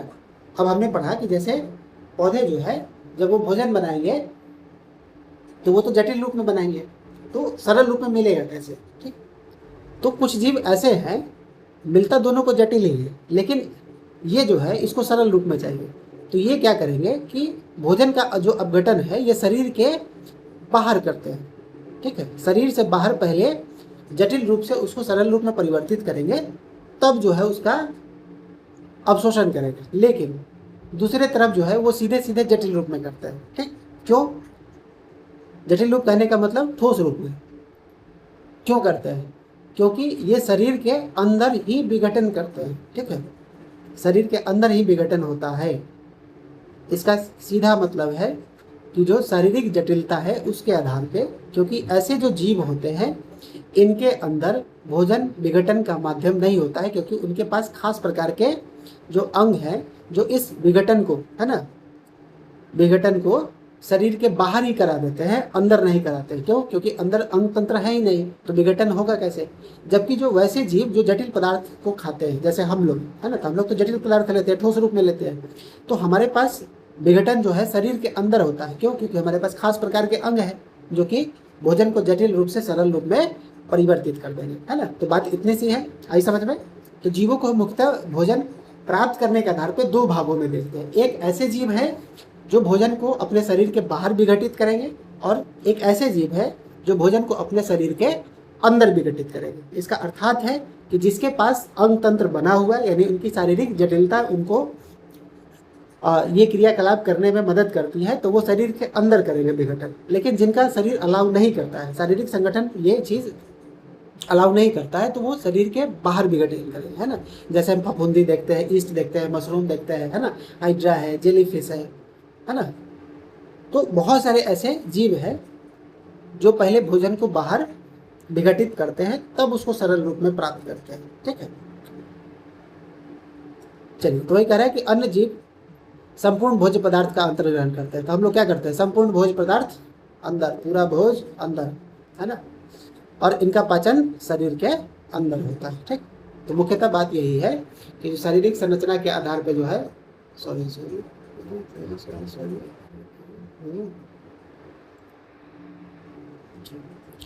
थोड़ा बहुत इधर उधर हाथ चला जाता है, बस देख रहा है जी, आपका हाथ चला जाता है फेसबुक पर। चलिए, अब हम देखेंगे यहाँ अमीबा का पोषण, ठीक है। जीवों द्वारा किस भोजन का अंतर्ग्रहण किया जाए उसकी पाचन की विधि, अभी हमने बताया। पाचन की विधि और उनके शरीर की अभिकल्पना तथा कार्यशैली पर निर्भर करती है ना। तो जैसे उनके शरीर की अभिकल्पना है ना, जैसा उनका कार्यशैली है, उस पर यह निर्भर करेगा कि किस प्रकार के भोजन का वो अंतर्ग्रहण करते हैं, है ना। देखिए, घास, फल, कीट, मछली या मृत खरगोश खाने वाले जंतुओं के अंतर के बारे में आप क्या सोचते हैं, ठीक है। तो जो आप अलग अलग प्रकार के जो एनिमल्स देखते हैं, जंतु देखते हैं, तो कुछ क्या करते हैं? घास खाते हैं, है ना, कुछ फल खाते हैं, ठीक, कुछ कीट खाते हैं, है ना, कुछ मछलियाँ या मृत खरगोश खाने वाले भी जंतु हैं। इन सभी के बारे में आप क्या सोचते हैं? कुछ अन्य जीव पौधे और जंतुओं को बिना मारे, है ना, कुछ ऐसे भी जीव हैं जो पौधे और जंतुओं को बिना मारे उनसे पोषण प्राप्त कर लेते हैं, मतलब किसी को नुकसान नहीं पहुंचाएंगे, लेकिन उनका पोषण संपूर्ण हो जाएगा। यह पोषण युक्ति अमरबेल, है ना, किलनी, जू, लीच, फीताकृमि, है ना, ऐसे चीज़ों को हम जीवों को देखते हैं। तो अमरबेल देखते हैं जो पौधे के ऊपर आप देखते हुए ऐसे लड़ की तरह जो है पूरा एकदम छा जाता है, पूरे पेड़ को जो है तोप देता है, ठीक है। किलनी, जू, है ना, ढील जिसको कहते हैं, ढील, है ना, उसका लीच जिसको हम जोंक कहते हैं, जोंक, है ना, फीताकृमि, है ना। तो ऐसे जीव है जो बिना किसी को मारे उसे अपना भोजन क्या करते हैं? अंतर्ग्रहण कर लेते हैं, ठीक। चलिए, तो यहाँ हम लोग देख रहे हैं अमीबा के बारे में। अमीबा कैसे अपना पोषण करते हैं। तो हमने अभी देखा कि कुछ जीवों की जो शारीरिक संरचनाएं होती है, कुछ ऐसे जीव होते हैं जिनके पास विशेष प्रकार का अंग होता है कि किस तरीके से वो भोजन को अंतर्ग्रहण करेंगे, मतलब ग्रहण कैसे करेंगे, पहले ये देखना है, ठीक। तो देखिए, ये अमीबा की शारीरिक संरचना दी गई है। यहाँ मान लीजिए कि इसके शरीर के नज़दीक जो है छोटा सा खाद का कण आ गया। खाद कण मतलब भोजन का एक छोटा सा कण, ठीक। इसके पास जैसे ही खाद कण पहुँचेगा, है ना, वो इस तरीके से अपने दोनों तरफ से अपने कूड पाद को निकालेगा, है ना, कूड पाद, ठीक है, जिसको पादाव कहते हैं, ना। दो तरीके का पैर होता है, ठीक, फिंगर प्रोजेक्शन, दो तरीके, इस तरीके से उंगली को निकालेगा, ठीक, जिसको फिंगर प्रोजेक्शन कहते हैं, पादाव या कूट पाद, है ना, जिसको कहा जाता है प्यूसिपीडिया, है ना। तो इसके बीच में देखिए, जैसे ही इस तरीके से ये फैल गया, अब इसके बीच में जगह बना लिया जहाँ पे ये खाद कण पहुँच गया, ठीक। अब ये क्या करेगा? इस मुंह को ऐसे करके यहाँ से बंद कर लेगा। अब बंद करने के बाद क्या हुआ? इसके बीच में खाद कण क्या हो गया? जमा हो गया, ठीक। अब ये जो जगह बचा बीच में, इसको क्या कहते हैं? खाद्य रिक्तिका, मतलब वैसा रिक्त स्थान जिसके अंदर खाद्य भोजन, खाद्य पदार्थ को वो अमीबा क्या करती है? जमा करती है और फिर देखिए इसके अपने शरीर के अंदर इसको ले लेते हैं। चलिए यहाँ देखिए, जीव अपना पोषण कैसे करते हैं? जो जीव है अपना पोषण कैसे करते हैं, अभी हमने आपको बताया। भोजन और उनके अंतर्ग्रहण की विधि अलग अलग है, अतः जीवों में पाचन तंत्र भी भिन्न भिन्न होगा। तो जब प्रक्रिया अलग अलग है तो पाचन तंत्र भी अलग अलग होगा, है ना। सबका डाइजेस्टिव सिस्टम अलग अलग रहेगा, है ना, सब अलग अलग तरीके से पचाएगा। तो जो एक कोशिकीय जीवों में जो है भोजन संपूर्ण सतह से लिया जा सकता है, ठीक है। तो जो एक कोशिकीय जीव होते हैं वो भोजन को अपने संपूर्ण सतह से ले सकते हैं। संपूर्ण सतह कहने का मतलब कोई खास प्रकार का अंग नहीं है, अपने सतह से ही उसको प्राप्त करेंगे, ठीक है।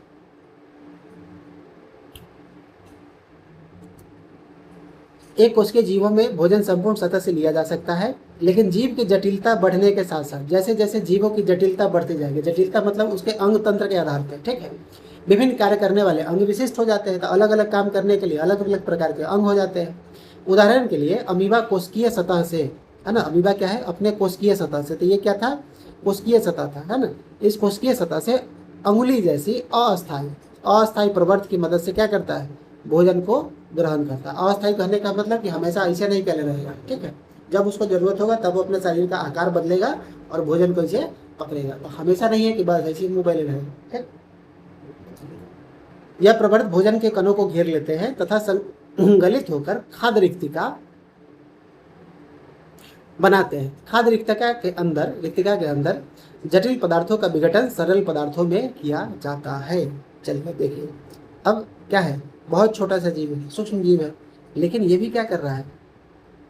ये भी विघटन कर रहा है। किसका? जटिल पदार्थों का सरल पदार्थों में, ठीक है। तो हमने ये नहीं कहा कि सिर्फ सारे सूक्ष्म जीव जो है वो सरल पदार्थ को ही लेंगे। सब का जो शारीरिक आकार की है, जो उनका आकार है, उसके आधार पे जो है ये चीजें निर्भर करती है कि वो किस प्रकार से अंतर्ग्रहण करेंगे, ठीक। चलो,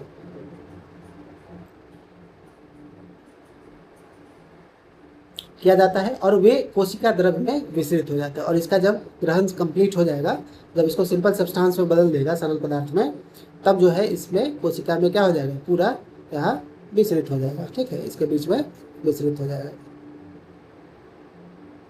चलो, बचा हुआ अपच पदार्थ कोशिका की सतह पर की ओर गति करता है।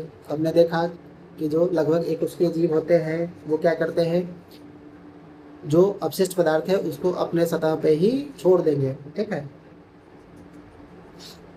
पैरामीजियम भी एक कोशिकीय जीव है। इसकी कोशिका का एक निश्चित आकार होता है ना। तो पैरामीजियम जो है ये भी एक कोशिकीय जीव है, लेकिन इसके कोशिका का एक निश्चित आकार होगा, यानी इसका जो शेप होगा वो फिक्स होगा, ठीक। तथा भोजन एक विशिष्ट स्थान से ही ग्रहण किया जाता है ना। तो भोजन जो है एक विशिष्ट स्थान से, यानी भोजन ग्रहण करने के लिए एक स्पेशल स्थान बना हुआ है, ऑर्गन बना हुआ है, सॉरी ऑर्गन नहीं कर रहे, मतलब स्पेस बना हुआ है, ठीक। भोजन इस स्थान तक पक्षाभ्य की गति द्वारा पहुंचता है जो कोशिका की पूरी सतह को ढके होते हैं, ठीक है। तो एक ऐसा पक्षाभ बना होता है जिसकी गति द्वारा पहुंचता है, यानी पक्षाभ की गति से जो है पहुंचेगा, जो कोशिका की पूरी सतह को ढके रहता है ना, यानी कोशिका के जो पूरा सतह है इसको घेर के रखेगा, ठीक। चलिए, अब है हमारा टॉपिक मनुष्यों में पोषण, ठीक। चलिए, तो हम लोग देख रहे हैं मनुष्य में पोषण। आहार नाल मूल रूप से मुंह से गुदा तक विस्तृत एक लंबी नली है। चलिए उसको फिगर से समझते हैं, ठीक है। यहाँ पे क्रियाकलाप दिया हुआ है ना।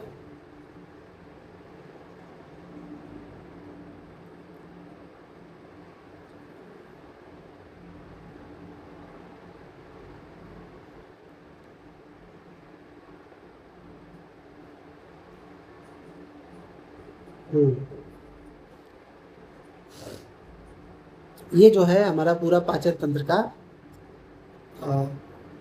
संगठन दिया गया है कि किस तरीके से हमारा पाचन तंत्र कार्य करता है, ठीक है।